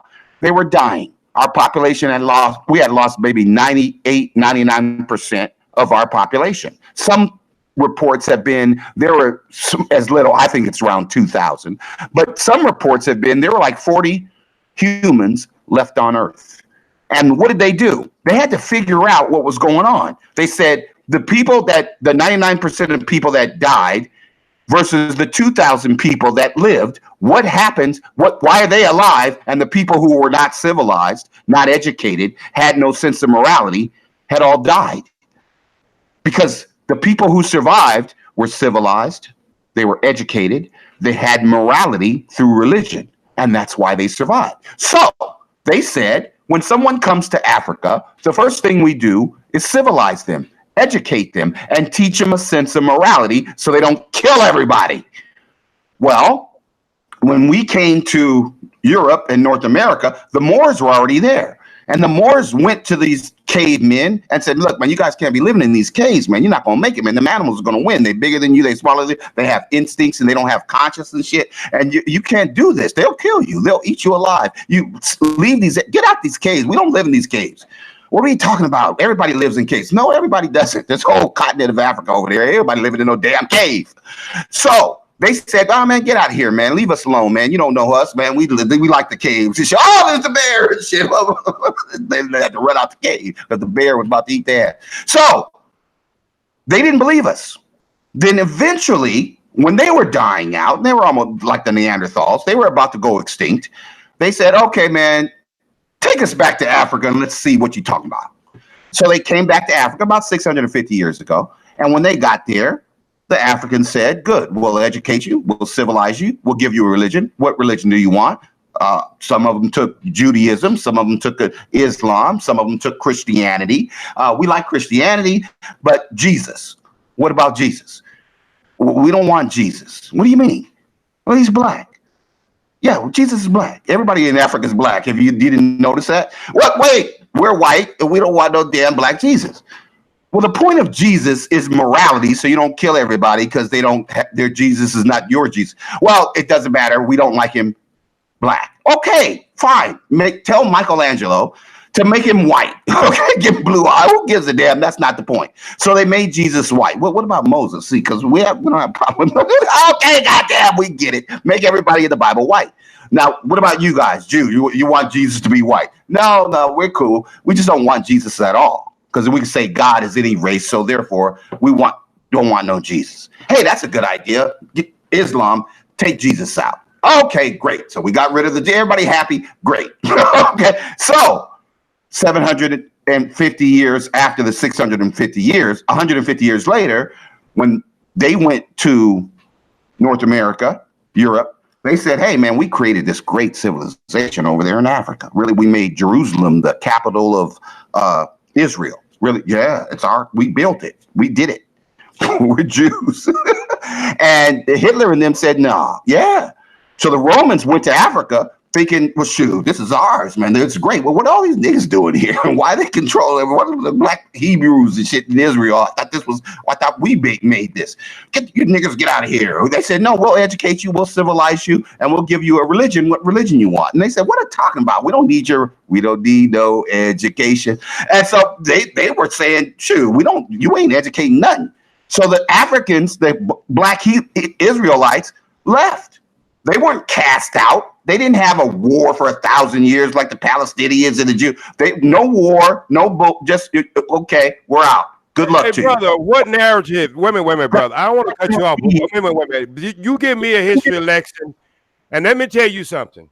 I've been taught by the great Dick Gregory. I've been taught. My father was born in 1909. Look. My father was born in 1909. Now get it straight now, so you know his brothers, his sisters, and them. I have never ever heard the narrative that you have just gave about the history of Africa. Because I need to know. Okay, I don't understand what you're saying. Now, let me give you my narrative.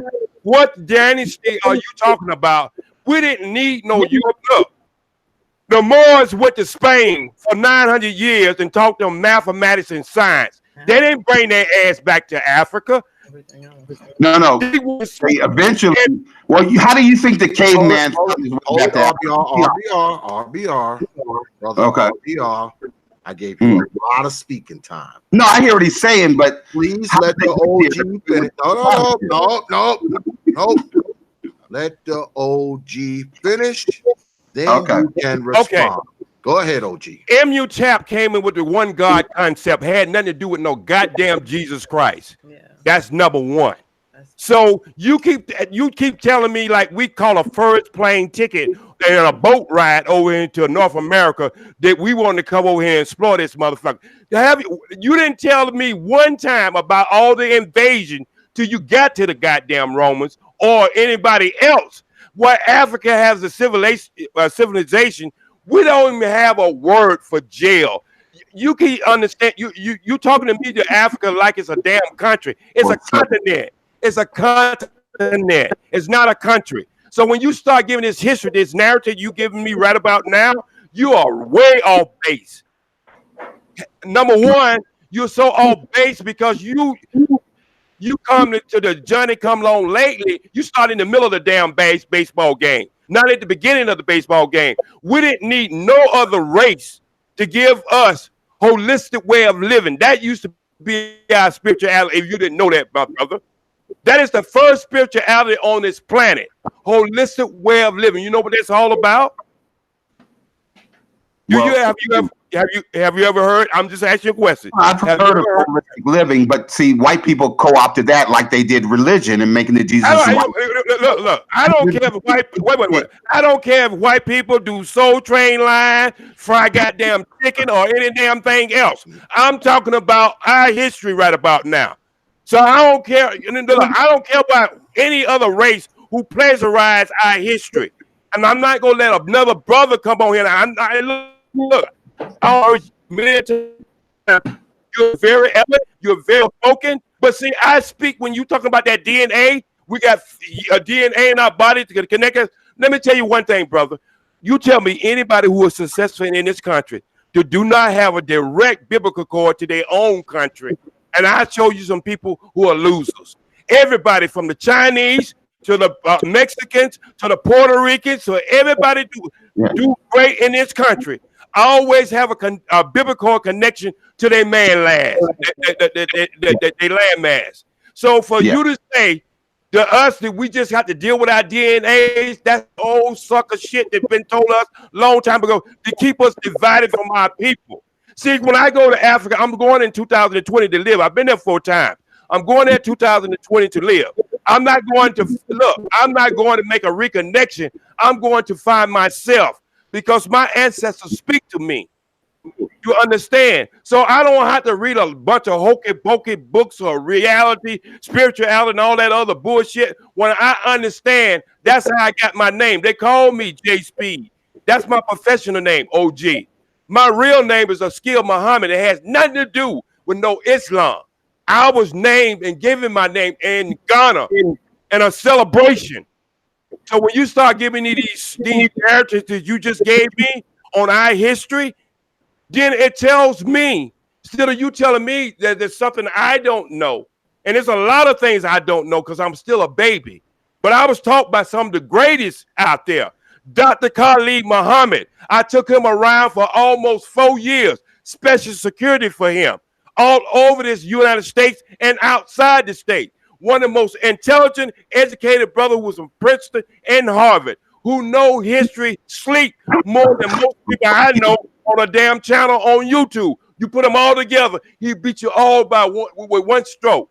So what I'm trying to tell you, my brother, none of us have all the answers, but we got to start off with the truth, brother.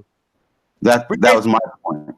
We got to start off with the truth. And you say, how do a person who built the pyramids and not even Harvard or Princeton, with all their mathematics and the greatest computers they have, can figure it out even today? They'd rather tell you somebody came from Mars and built the damn pyramids than tell you a black man did it. So what I'm trying to say, my brother, is we've been so corrupt in our minds. We've been so social engineered that we're going to have to wash our brains out. And that's why I say brothers like me and you and maybe the brother on the panel, we can have this discussion. But we got to move our old ass out the way and let this new generation come with a different mindset.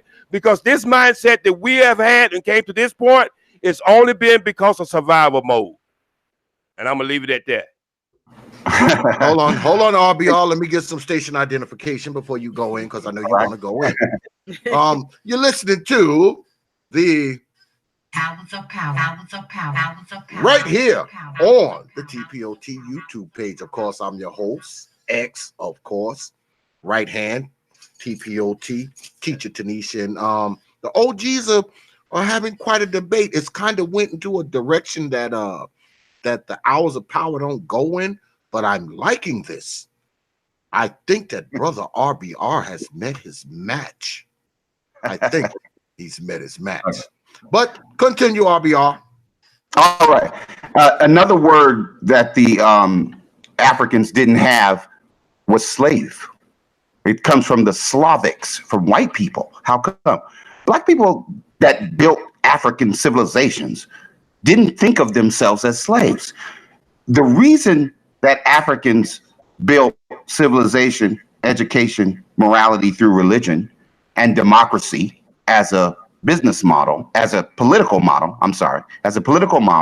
was because it was the best way for them to survive. They couldn't survive without civilization, education, and morality, and a system of government where you just don't steal all the money and kill the people. So the point that I'm trying to make for the brother is that when we came from Africa to build an African civilization in Europe and North America, we weren't slaves. We didn't think of ourselves as slaves. What did Harriet Tubman say? If I could convince the $40 million NBA players that they were slaves, then I could have kicked more of them out of the league, took them to Canada where they would have married white girls and bred themselves out of existence. Right. So it's hard to convince somebody who don't think of themselves as a slave that they're slaves.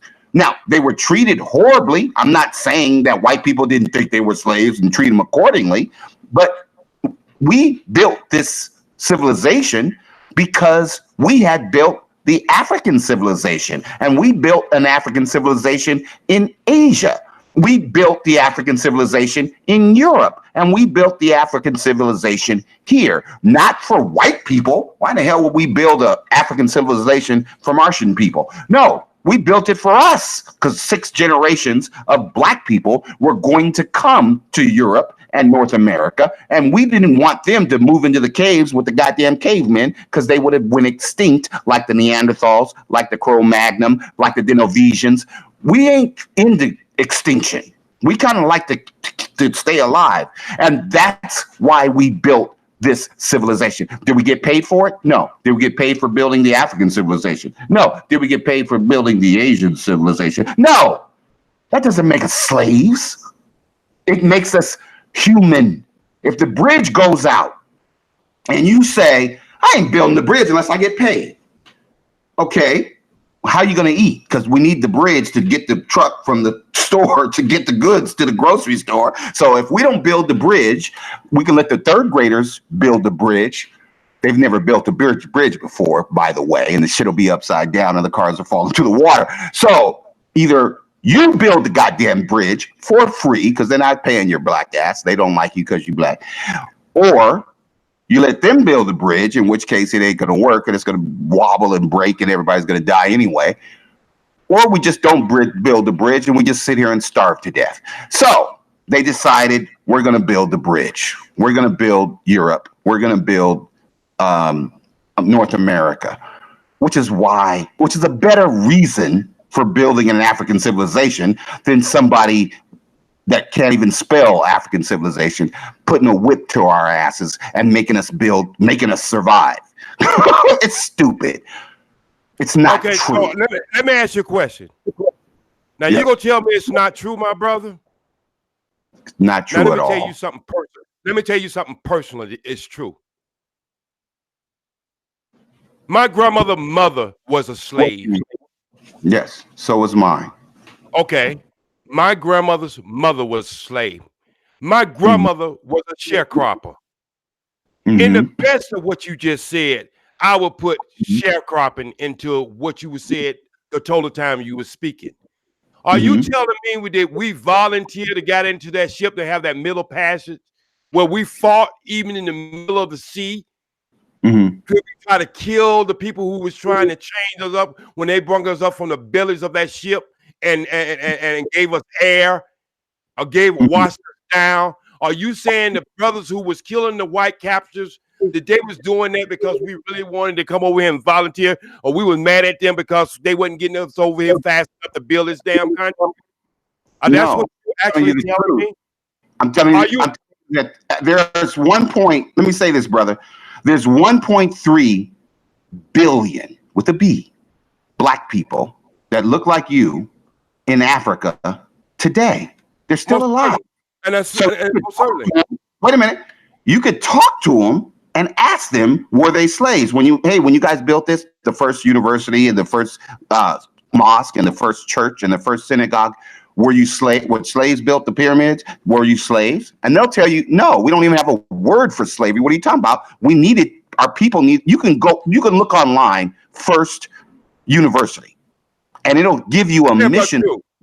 Timbuktu. So First University of the continent, Timbuktu. So what are you saying? The Chinese who built their dynasties, would you ask them to be if they were slaves and they would tell you if they were slaves or not? So if you build something in your own country, how are you trying to reference that in when somebody come and kidnap you and bring you to another land? The Africans that built China, and understand what I'm saying? The Africans that built China did not build China for Chinese people that wouldn't come for millions of years till millions of years later. That's why the original Chinese look black. How come? Because they were. So when black people build a civilization, that's like you. If you built a house, are you building a house for white people or are you building a house for your family? We did build Africa for white people. You asked me a question, let me answer it. Okay. If a man got a gun to my head and he's got a noose around, listen to me. You asked me a question. Let me answer, my brother. If you want to answer, I can just be quiet. No, go ahead. So if a man has a gun to my head and has a noose around my woman and raping my male child and tell me if I don't build this house within 30 days, is I'm building that house for him and my family, or is I'm building it under the threat of what may happen to my family, my wife, my child, and myself? Okay. Now, what kind of house are you building? Are you building the house? No. I don't give a damn if I'm building a mud house. I just told you the condition I'm building the house. Okay. Now, let me answer. You answered, and now let me answer. You're going to build the only house you know how to build, because you don't want the white person to come into the house and you built it for the Martians and they got big ass heads and they're 4'3" and this motherfucker's 6 foot. What the fuck? Well, I built it for the Martians. No, you're going to build it for yourself. You're going to build the house that you know how to. You're going to make a chocolate cake. How come? Because that's the only cake you know how to build. You're going to build an African house. How come? Because that's the only house your DNA DNA knows how to build. Now, if you build an African house for a Jewish midget, okay, how's it gonna work? Because they ain't gonna reach the cabinets and all the shit that you built for you. Because you Hold it. Stay with the subject. What the hell are you talking about? Please, what are you talking about? I'm saying African. Say build an African house for a Jewish midget, man. Where the hell are we going? Let me go back to the OG. Please. To this Please. Gun to his off the goddamn rail. He said the Jewish midget got a gun to his head. Hold it. Like Don't talking from a hold it. us being forced to Let me go back to the OG. Goddamn it, our family members as leverage. Yeah, you done went crazy on some shit. Really like, OG. Now you said you've been to Africa. You've lived in Africa. Tell us about Africa. I don't want to hear about the Martians and the freaking Jewish midgets and shit that R.B.R. is talking about. Please tell us about Africa, OG, if you would. Please. Okay, so what is Africa really like? Like when I first went, my brother, the first time I went with the Nation of Islam. And it was beautiful, brother. And I have to tell you, for a 30-year-old man who was a soldier, are you still there? Well, I'm gonna just keep talking. I'm here, OG. I'm here. I hear you. Go ahead. As for a man who was 30 years old, who didn't even cry when his mother or his father passed away in the 90s. When I hit that land, my brother, it just spiritually just made me just weep. And to see my people working in every category in Ghana, and every category, it just remind me of Atlanta, when Atlanta back in the 90s, let me say in the 80s, man, in the 70s, when you can see us working at the airport. You can see us working here. You can see us working in, not just only working, but in charge. And then to be embraced by a village and given a name and making that reconnection. And then you got to understand is I came up in the 50s, brothers, and the 60s, brothers, where I seen nothing but Tarzan, where this white man crashes in Africa and swings off a tree and can control every animal in the continent. But here's black people who've been there all their life and didn't know how to do anything but put on grass skirts and put bones in their nose. This is the concept I had of Africa all my childhood life. Even from the first book I read was called Little Sambo, where a lion would chase a black male around and look with African real thick lips. And so when I got there, to see this place built and have a metropolitan city that looks better than anything we have in LA downtown, bridges, underpasses. Yes. Do they have poverty? Yes. Do they have conflict in religion? Yes. But they had everything I thought they didn't have. Now I went back with the movie of Congo. I did a movie called Congo. And I went back and I spent a little bit of time on myself in the Congo. Man, the energy, and that's where I think me and my brother might be on the same page. The energy you get. And that's why I'm so fierce and so adamant that each of us got to go back. If we don't just go back for a weekend, the energy you get, and when you come back, you are a changed person. I have not met one person who ever been to the motherland and spent a little time to the motherland and came back, and that's even from Richard Pryor to everybody that I know in the movie industry or outside the movie industry. Man, it changed my whole outlook of who I am. And even though my grandmother was great, and my father was in my life, I was always in a two-parent home. But I see the stripes that my father had been taken through his life. I seen the stripes of my grandmother. I seen the stripes of her mother. But to go back, man, and to kiss that ground and to be there in my sanctuary. I don't care about anybody else, but I'm telling you how I feel. And to come back here and be in 2019 and have somebody to tell me right now at this night, let me just see what the date it is before I even say what I'm finna say right about now. Have somebody tell me on June the 5th, Wednesday, at 7:25, that slavery was fiction. It's an insult to my ancestors. It's an insult to me. And I don't know why I would even be on a show with a person who think like this, because I'm so way beyond, and he might be way beyond me in his thinking. But we're traveling two different highways. He's traveling on the 40, go back to Atlanta. I'm traveling on the 20. And matter of fact, we're not even traveling in the same direction. He's traveling in a different direction I'm traveling.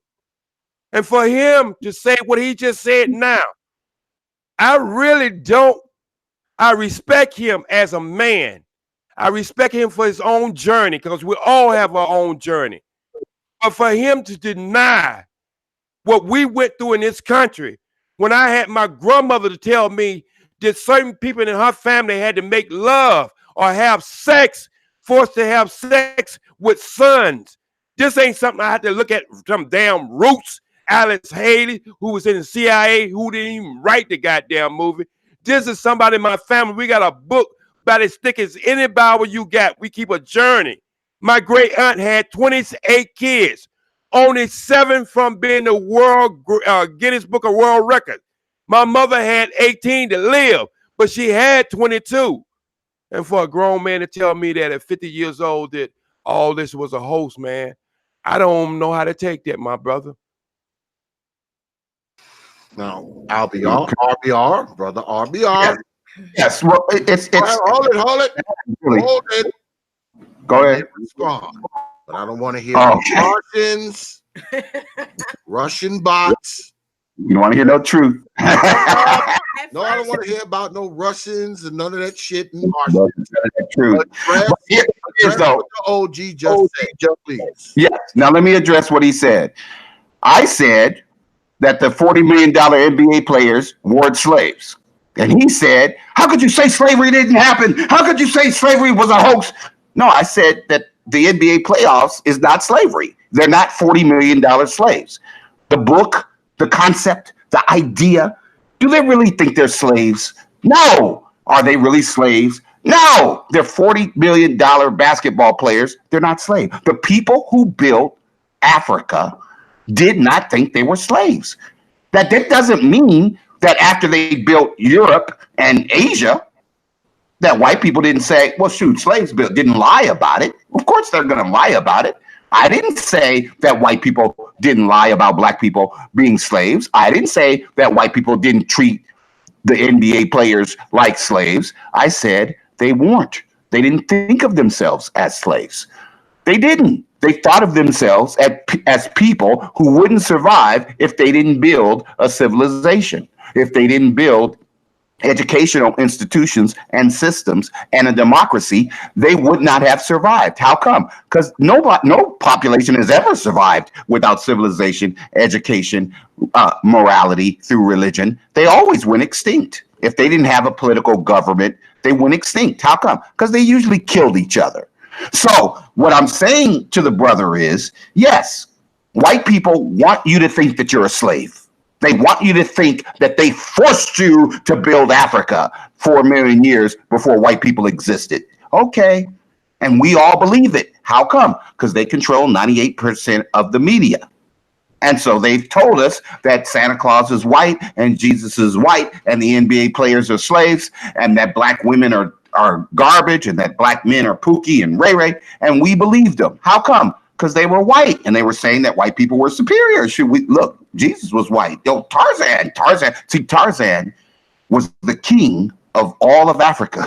Okay, he built Africa by himself. Him and Jane. And why would you believe it?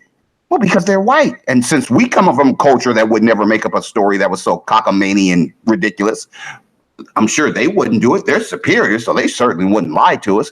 They lie to you every goddamn day. The people that built African civilizations all over the world were not slaves. They didn't even have a word for slavery. They felt what they were doing was surviving. If you go out and gather the food and bring the food back and eat, you don't think of yourself as a slave. You're doing this for what? You want to survive. You don't want to survive, then go over in the corner and starve to death and die of thirst. If you want to survive, go out there and hit some animal over the head and cook it. Okay, hold Hey, on. bro, can we just stop right here? Can we just stop right here, my brother? Because I need to know. I really need to know. Let's get something straight from the beginning. I didn't never say black people were slaves. I said black people were enslaved. There's a difference. I never did say white people were superior. I said the system of white supremacy, not a white person. Wait a minute, stop right there, brother. Because you go hoop and holler and slop on your mic all night long if I let you go with this bullshit you're trying to put down my ears right about now. Oh, gee, we not letting him get away with that shit. Not here. So what I'm trying to tell you, my brother, I don't know what DNA you really have in your body because I really can't tell the complexion of your melatonin in your skin. But I can tell you this much. You remind me of somebody telling me a story, just like you were saying earlier about Santa Claus. You know, telling the Santa Claus about the toys and all that kind of stuff. See, I know when I have to talk to you, I have to talk to you a certain date and time because you try to gel them all in together. You want to put the Stingray today with the Stingray of 1965 all in the same conversation. Let's stick with a period of time. So let me take you back to 1856 when there was no TV, when there was nobody in my family in the white community, when they lived in their own community, when they were sharecropping, and when they was telling their own story and their own narrative. There was no media print. Most of them couldn't even read. My grandmother communicated by sewing a quilt. And I don't know if you ever know this. I still have some of the quilts today. They communicated with each other by making quilts. When they didn't know the certain, even today, I speak with the same stripe. I'm gonna get some verbs and some consonant and some words mixed up because it's not my native tongue, my brother. That's number one. See, a flute don't sound like a damn saxophone, even though both of them can make some beautiful music. But if one try to force itself to sound like another, it can never make the music it was designed to make. Now, I don't heard your music before. Heard it all my life. I've been in the South. I've seen brothers like you who think you are beyond what is actual facts. And you can just come up and you can make your pie out of mud, rocks, or anything else you want to make it out of, like it's not really actual facts out there. Before you can ever solve any problem, my brother, for the rest of your life, if you're not willing to go to the root, you will always be cussing out the fruit and never really go and find the poison inside of the root. And that's your biggest thing of things I heard of you, but I don't judge a man. Because I have a saying, never judge a book by its cover. Always judge it by the story it's telling. And the bullshit you was trying to tell here about the last 30 minutes, I don't know where you got them from. I don't know who told you for it. Maybe your eloquent education have dictated to you that you can tell these kind of lies and it never go be unchallenged. But you got the wrong brother right about now. See, I don't have to read a history book. My life is a history book.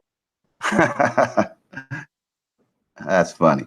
Well, before you answer, R.B.R., remember, no Martians, no Jewish midgets. Why are you saying that? No Russian, none of that shit. Yeah, it was but kind of. I just want to do some station. No, hold it, God damn it! It's my show. Wait a minute, R.B.R. Tell me how. My show. I told you when we talked earlier, I was gonna let you go ahead and let it rip.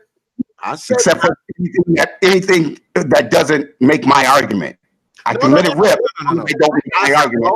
No, Sarcastic I and trying to said get this point The or white what people. they said. I was gonna let you go ahead and let it rip, and I have done that.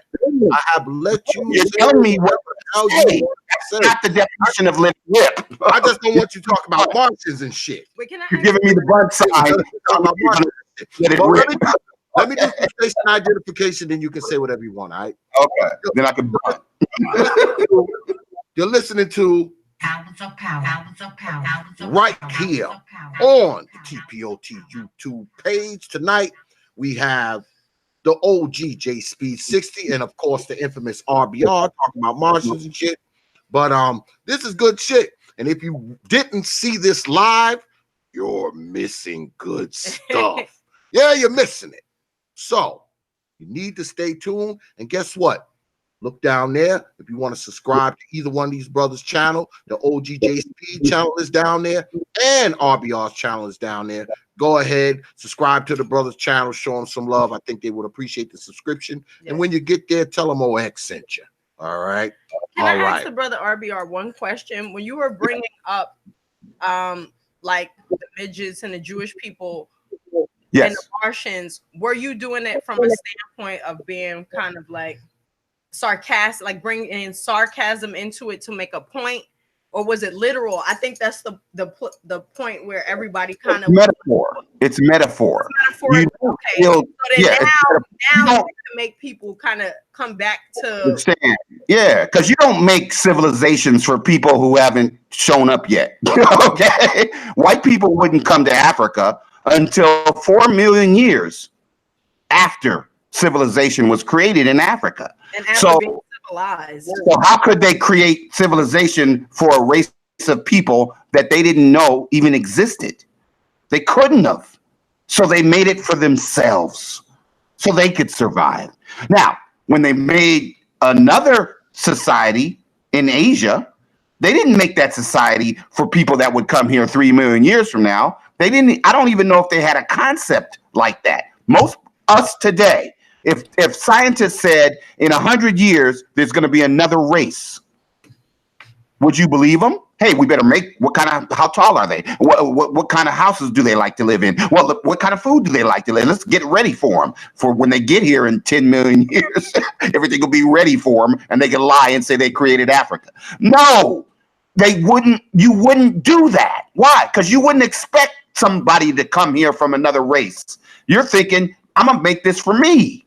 Well, the other race that doesn't exist, they might have a gun to your head and they might have a noose around your wife. Well, no, they don't exist yet. So they probably don't have any guns and any nooses for my wife. So let's break down where he's getting his argument from and because he told us where he got his argument from. His grandmother before that, his grandfather before that, the Fox News before that. Okay, so he done told us where he got his argument from. Let me tell you where I get my argument from. I studied constitutional law and politics and journalism for 30 years. I have a degree from the University of Washington in journalism. I've studied politics, social justice, civil rights, and Africa for 30 years and been working as a journalist. So when I speak to you, I'm coming from the basis of fact. I know that a race of people that didn't exist until 650 years ago in Africa did not create Africa, did not create Israel, did not create the pyramids or anything else and Tarzan did not create Africa. I know that. That doesn't mean that our brother knows that. Why? Because he saw Tarzan and he saw looked like he was running things. Tarzan and Jane looked like they was running things in Africa. It's not true. So what I'm saying is my argument is better. Why? Because it makes sense. They have DNA tests. They did DNA tests on Africans, on Egyptians, and they cannot find human skeletal remains of white people that are older than 650 years. How did they create that landmass, that civilization, when they did live forever? They didn't die? I heard somebody say that today. They lived for 1 million years. Bullshit. Why? Because if they lived for 1,000,000 years, they probably, some of them would still be alive today. It's not true. They were never Stop there. for clarification. Stop for clarification. Stop for clarification. Because you Hold go on, on. hold on. I just want him to stop for clarification. Okay, hold Yes. on, hold on a Because second. he said a year. He said a year. I want him to stop for that year. Okay, hold on, y'all. Hold on a second, because we done been joined by the captain, Captain PY2. What's good, Cap? Is that Kirk? Oh, hear- how you doing, fam? Hey, how hear- you doing, family? Hey, what's Please, going Yes, on, sir. man? brother. So, Yes, sir. Yeah. won't you give me your synapses of what you've heard thus far? Well, I've been listening like a few, like since ever it's been started. I've been trying to find my way onto the panel, because I'm kind of like brand new a little bit on it. Some of the things the brothers are talking about, and I gotta take both sides. I'm not trying to be, like little what they call it? What's that nickname? I'm not trying to, show favoritism, put it that way. But they all have a balanced discussion what they're talking about. And for me, I have to say that I was raised without any kind of male role model, right? So I had to take the rough route to understand what life meant. I mean, I survived a war for this damn country. And then I see the history, how they treat our people from the war that I was in, from before World War One. So I mean, no, let's take that back farther. The Civil War, World War One, Two, Korean War, Vietnam War, Gulf War, Iraq War, all that kind of shit. And then I finally started realizing, through Malcolm X, little by little, I started attain knowledge to understand how they really appreciate us black folks in this country that built this country. And every war, we fought for this country. So I really don't give a fuck. I'm sorry, I'm trying to cut back. I really don't give a. Well, don't worry about it. I don't censor my guests. You can say whatever you want, Cap. Let it rip. Pull the trigger. I appreciate it. I really don't give a damn what these people are saying, because we have been mistaught, misled, misinfluenced, everything. My thing is right now in war, the most important thing is called unity and sacrifice. You might find somebody that you might disagree on their perspective or their philosophy. So be it. But what is our main mission? To counter our enemy. And also, every time I go to another channel, I'm always hearing the divisiveness. It could be brother to brother, brother to sister, or sister to sister. That shit is old to me now. Either we stand up or we don't. But I get tired of going on these damn panels and seeing people, all this finger pointing. I'm done with that. I've learned a hardcore way by sacrificing and surviving a battlefield to provide the freedom, the liberty. That most of the people only taking a damn time to understand the fucking Constitution to protect you. So, hey, brother, sister, hey, thank you for allowing me on your panel. Hopefully, I got my point across in a brief moment. And I got love for my people, for all of y'all. I would die for you before I would die for anybody else. So all I can wish is peace, blessings, prosperity, protection, and stay vigilant. Thank y'all. Oh, Thank yeah, you, you got it. You got it. Yeah, and You're welcome on here anytime. Go ahead. Yeah. Teach. No, I think what the brother CaptPY2 was basically saying in a nutshell, brother, if I'm wrong, you can always clarify, is that even though everybody have different points of views, sitting up there going back and forth about it ain't really doing nothing, because we have to move forward. We have to move past that. Now let's think about Europeans. It's different European countries, and they have different customs and so forth and so on. Africa as a continent has, and still up until this day, and especially back then, has many different tribes, different cultures, called God by different names, different religious beliefs, and still found a way to coexist. So that's the part that we have to get to, is the coexisting. You understand? We might not all agree with each other. Obviously, everybody is not of the same ideology and thought process. But how can we get past that? Because our ancestors did it years ago. Obviously, that's why we still here today.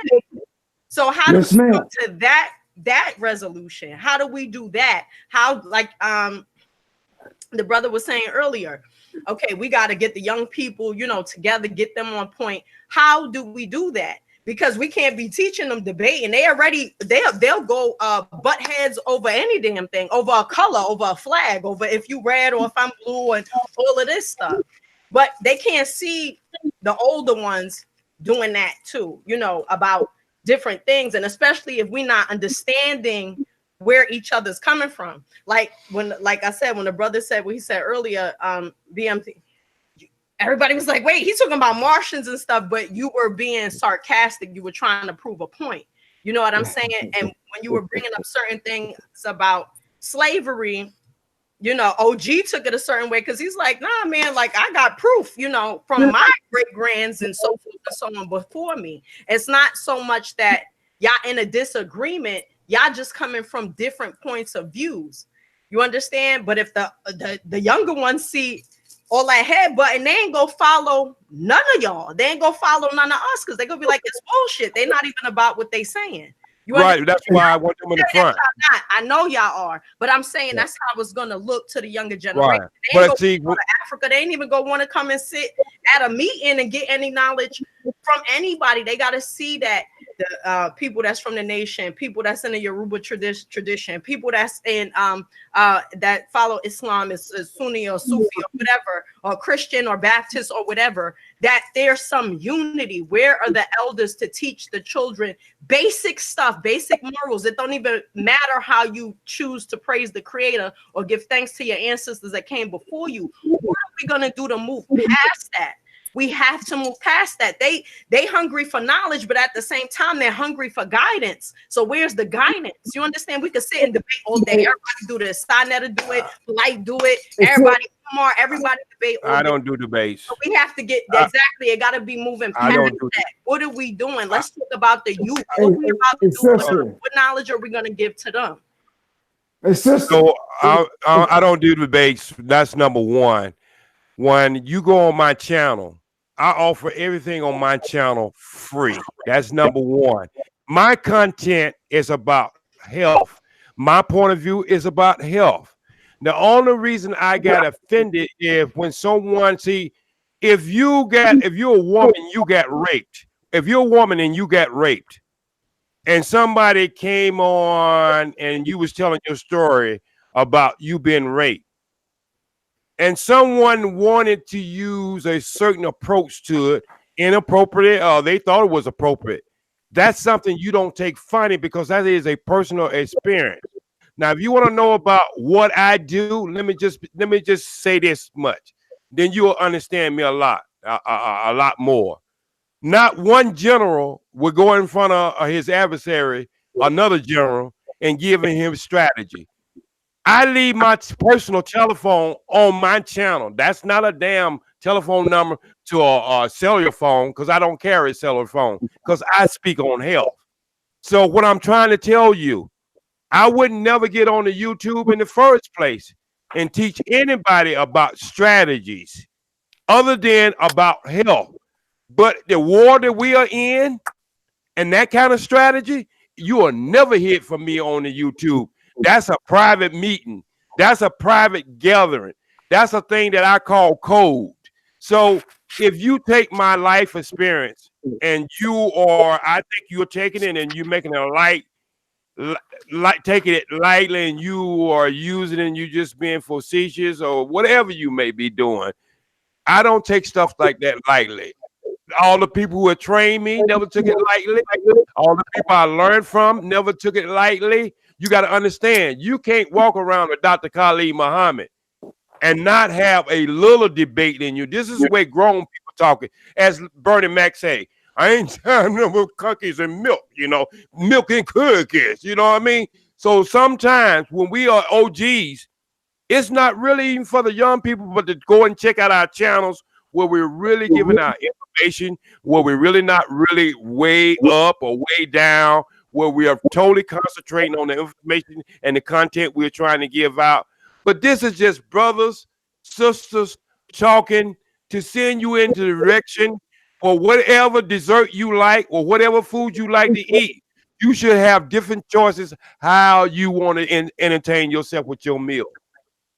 Hey, brother, just real quick. Just give me 10 seconds. 10 seconds. I fought alongside, unfortunately, along with white supremacists or white nationalists, in the battlefield. It's unity out there. But as soon as we come back home, all of a sudden, we're enemies. And the trick is, our folks got to understand what I've learned out there in the battlefield. I'm trying to bring to you thinking. Most of all, think, examine, see, analyze, all that kind of stuff before you make a solid decision to attack. While our actual enemies right now are out there, they're in the fields right now, they're training right now to this day. They're the ones that wake up their goddamn kids in the morning, make sure they know how to load, unload, how to change, disassemble and reassemble a freaking weapon. All this stuff that we're doing is wasteless to me. But I'm on the intellectual side of you brothers and you sisters. I really am. I can hear y'all because we're intelligent people. We really are. And we're very moral. But at the same time, we got to prepare for the shit that they're pushing upon us. I tried to tell them that shit 20 years ago. I fought alongside with these damn skinheads, proud KKKs. But when this internet came about, you actually see what our people are focused on. It's a waste of fucking energy, waste of intelligence, everything. All this finger pointing shit. Stop it. We are at war. That's a long ass 10 seconds. Okay, I have a different take than everybody. Hey, fuck you. Don't tell me it's a long 10 seconds. Fuck you. All right, we can unify around that. All right, so what I wanted to say was, yes, life is a debate, and we didn't ask for it. We didn't ask for this debate, but the people who hate us because we black, that this nut talking about he unified with on the battlefield, they brought this debate to us, and we are either up for the debate or they're going to kill us because that's what they're trying to do. The second part is, no, we don't all unite if we going off a cliff. If we locking arms when we go off the damn cliff, that don't help us. So let's not unite if 90% of black people think white people are superior and black people are their slaves. We can't unite like that. How come? Because we can't win like that. The third point is, yes, it's more about the truth. What the sister was saying about the kids, it's not true. The kids are going to do what you're doing. They're going to say, what's the most popular position? What is the position that the majority of people hold? And that is, white people have created a system of white supremacy. That white people, the dumbest people on earth, the people who had to trick us to build them an African civilization in Europe and North America, have created a system of white supremacy. They put racism and the myth of white supremacy into a system, into an institution, into the Honey Nut Cheerios, into the water in Flint. Bullshit. Racists put that racism into that water in Flint. White supremacists are the ones who are advancing this myth that their race is superior to ours. They are lying. And to the extent that 90% of black people, 99.9% of black people on black YouTube believe them, That is our problem. Those kids are not going to believe me. How come? Because my opinion is the 1% that Africans created Africa, not Jews, not Europeans, not North Americans, but Africans. And they didn't do it as slaves. They did it to survive. They're not going to believe me. How come? Because of you. Because of the 99% of black people who don't believe it. They believe any lie. They think Tarzan created Africa. It's not true. And if we aren't going to deal in truth, then we are doomed because they are going to win. So what I would have to say for the rest of this show, I'm not. If anything, I don't agree with or disagree with. That's not my importance right about now. I'm gonna do me. This is me. I made a song about 2 years ago, and I would tell anybody who's listening to this broadcast, I made it free for our people, and it's called "It's on You." I did all the musical stuff. I had never had any musical background other than DJing. I played all instruments and everything on that song. And I guarantee you, any young person or any old person, go listen to that song. It's 10 minutes long. If you listen to that song, you'll never be the same person again or what you feel about yourself, because it comes down to it. It's all on you. See, when things happen, it happens on a vibration. Like, we didn't need no leader to come out and tell us we needed to do something when the Rodney King thing happened. It just happened.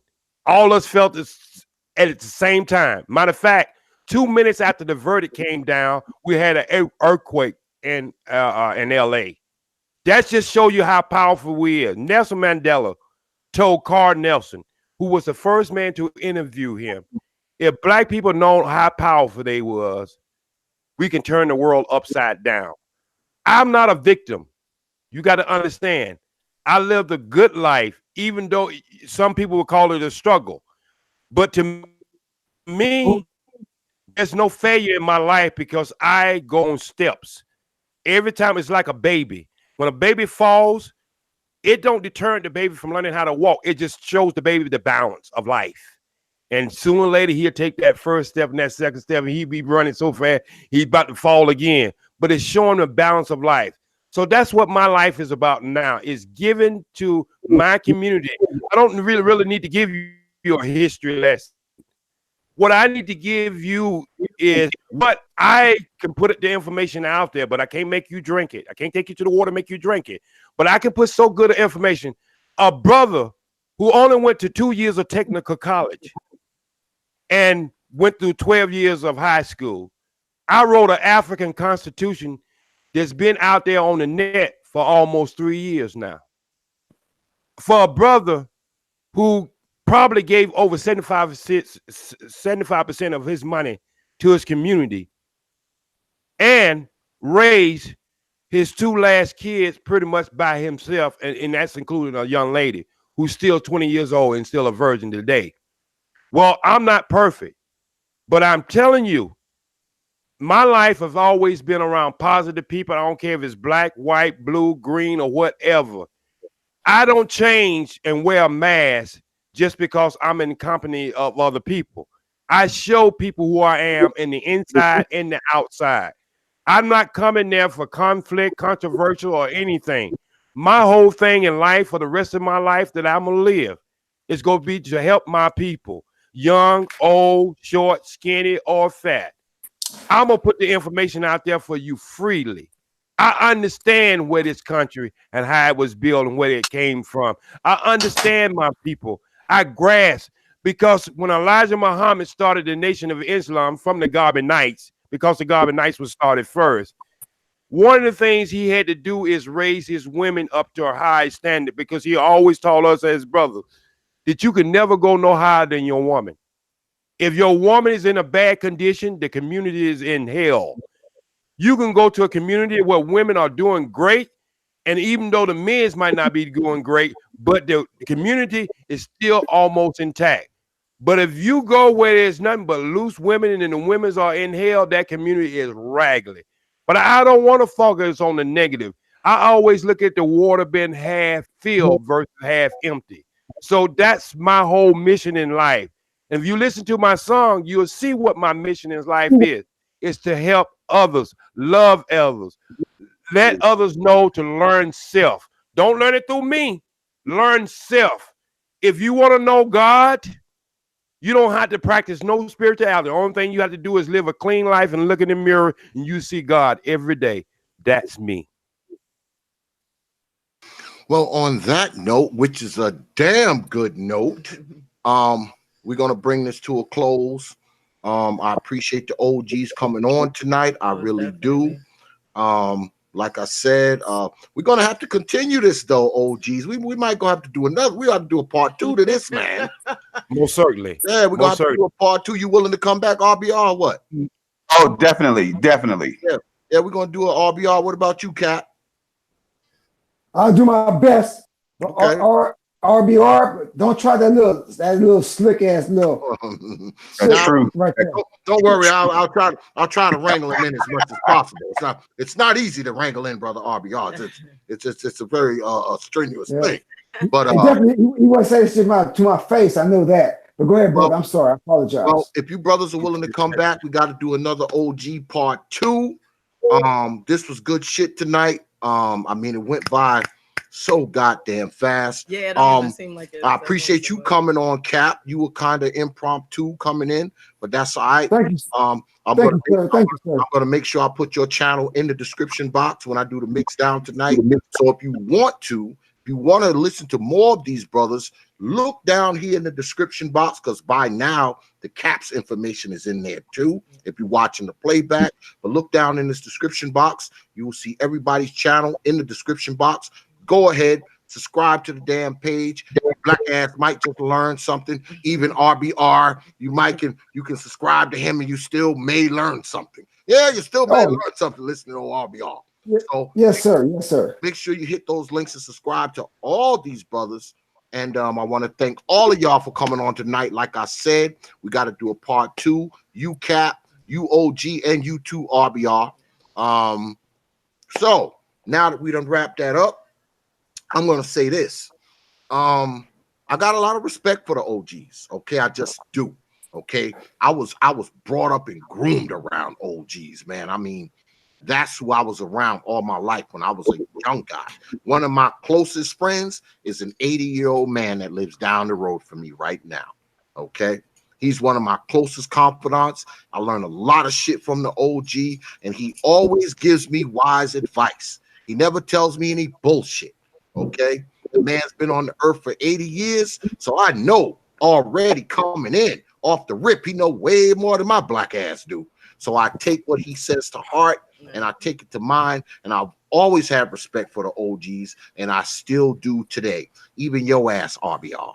So, so with that, I'm gonna say I need y'all to go down there to the Proper Thought series Facebook page. That's Proper Thought, one word, series. The next word, it's a community page. Go ahead, like the page, share the page, follow the page. Hey, you might even catch it with old X down there. You can leave me a message and I'm guaranteed to get back to you between 24 and 168 hours. But while you're down there on Facebook, you might as well go on down to the Proper Thought series fan group page. That's right, the Proper Thought series fan group page. Go ahead, request to be a member. You're guaranteed to get in. If you have trouble getting in, just drop me a line. Y'all all know my email. I'll make sure you get in, because believe it or not, I say this shit all the time, y'all. My shit gets blocked. My shit. Yes. The Proper Thought series fan group page actually blocks my shit sometimes. So if you have problems getting in the group, just drop me a line. I'll talk to my admin. They'll put you in, like I got to do when they block my shit. I'll be like, damn, what the fuck? How y'all blocking my shit? Also, check us out on WhatsApp and Instagram. That's Proper Thought. Leave out the series on Instagram. Follow us on Instagram. You guarantee to get a follow back. Here we go again. We have this talk every damn week on Twitter. Need to get your black behinds down there, because I don't get y'all. I have all these subscribers on YouTube. I have all these followers on Facebook. Damn near 3,000 people in the damn Proper Thought series fan group. How the hell I only got like 70 Twitter followers? That doesn't make any sense. I think, hey brother, White man think, holding you back. What about I don't know what's going on. what about word? What about word? I think your channel will get out there, but just like I just heard from the sister that told me about you. She's right now on your channel, so I think just give it time, brother. It get there. No, I fuck with them every week about Twitter, so they're used to it. Get on down there. The handle on Twitter is at T.P.O.T Media on Twitter. That's at T.P.O.T Media on Twitter. Go ahead, follow us on Twitter, because if you don't, I will haunt you in your dreams for the next 6 months. So I want to thank everybody for coming out tonight. I want to thank all the people in the chat. Peace, Lady Rain. I see you up there. Yes. I want to thank everybody in the chat. I want to thank all my moderators doing what they supposed to do. And most especially, I want to thank you for showing up, watching us, spending some time with us tonight, me and the OGs. So I want to thank all the OGs, Brother Cap, the OG J Speed 60, and R.B.R for coming through tonight. Good show, brothers. We got to do a part 2. We might do a part two next week. Well, when we do part 2, not to interrupt you, but when we do a part 2, can we talk about some things that need to be solutions, especially for the youth, for the youth. Yeah, so we get bogged down on this shit sometimes. But the next time we do this, we're gonna try not to get as bogged down, with the situations. We're gonna try to get a little more into, what should be taking place. Yeah, because we can disagree from now till. But I want all of y'all to hit me up. Let me know if you're going to be available next week, because we'll set it up for next Wednesday and we'll have part 2. And maybe I'll get a few more of the OGs on there as well. Yes. And we're going to talk about some solutions. We have an OG roundtable. How about we have an OG roundtable? I want everybody to commit to the OG roundtable next Wednesday. That's right. Come on. And do it right on air so you can't back out. That's right. Right. Well, my word is bond. My word is bond. My word is bond. I mean, and I'm gonna give it to you just like this. Okay. WZLK bringing it your way. SPWD speed. 95 degrees in the shade. R.B.R. next week, man. Next Wednesday. OG round. That'll work. Cap. Next yes, week. Sir. OG roundtable. Yes. I got you. Okay. All right. There it is, y'all. Yes. There's next week's show. Right. Also, tomorrow we got a good show for y'all tomorrow. Yeah. Because y'all was here when I did the show with Brother Taz last week. And Taz is one of the most prolific ones about Black first. But brothers approached me after that show and they want to do a forum where they're kind of rubbing up against Black first. Actually, they're questioning whether or not Black first is a fallacy or not. So tomorrow, we're going to have Brother Supreme and Mr. Fantastic on here tomorrow. And the GOAT will probably be here too, because I told him I was doing this. So the GOAT is going to be here tomorrow as well, I would imagine. So tomorrow is going to be something else. You thought this was good? Tomorrow is going to be ham. So you want to be here 9:30 p.m. Eastern time right here on the T.P.O.T YouTube page. So once again, I want to thank everybody for coming out tonight. Yes. On that, I will leave you with 3 words. Be vigilant, people. Oh, absolutely. I will leave you with 3 words, like I always do. Open your mind. Open your mind.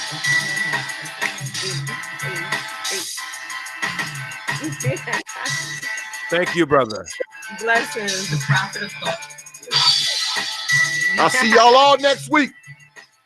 Peace and blessings, family.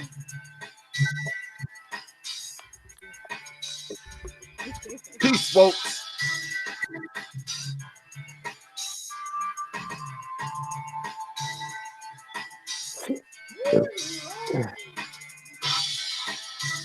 Open your mind. Open your mind. Open your mind.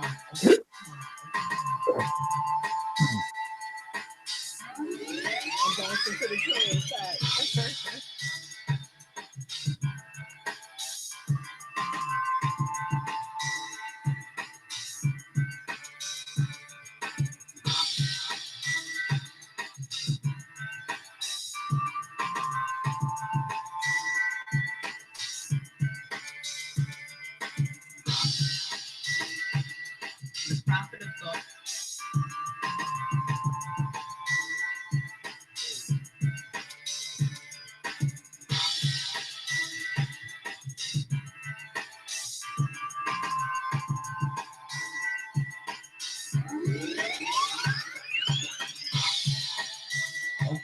mind. Open your mind. Open your mind.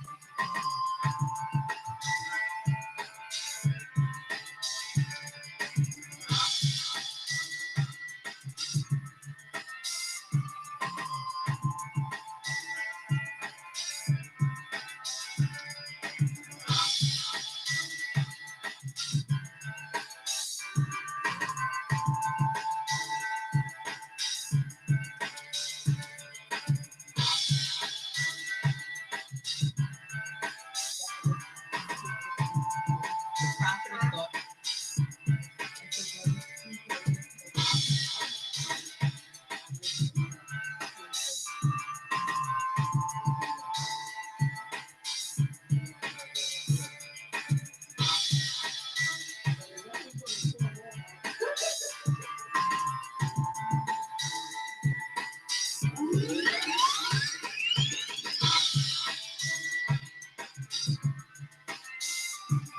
Open your mind. Open your mind.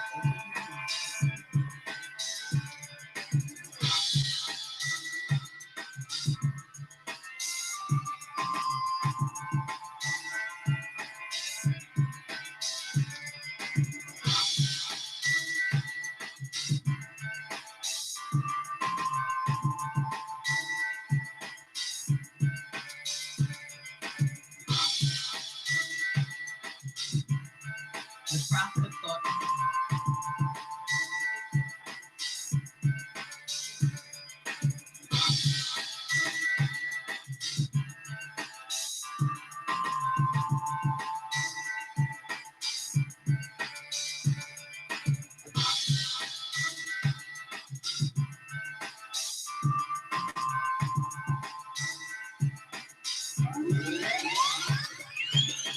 Open your mind. Open your mind. Open your mind.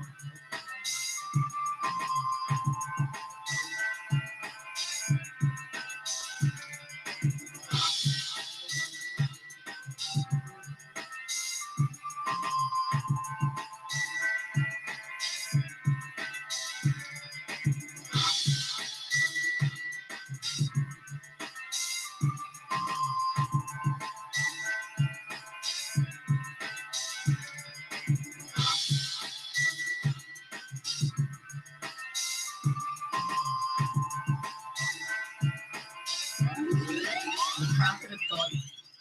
Open your mind. Open your mind. Open your mind. Open your mind. Only from T.P.O.T.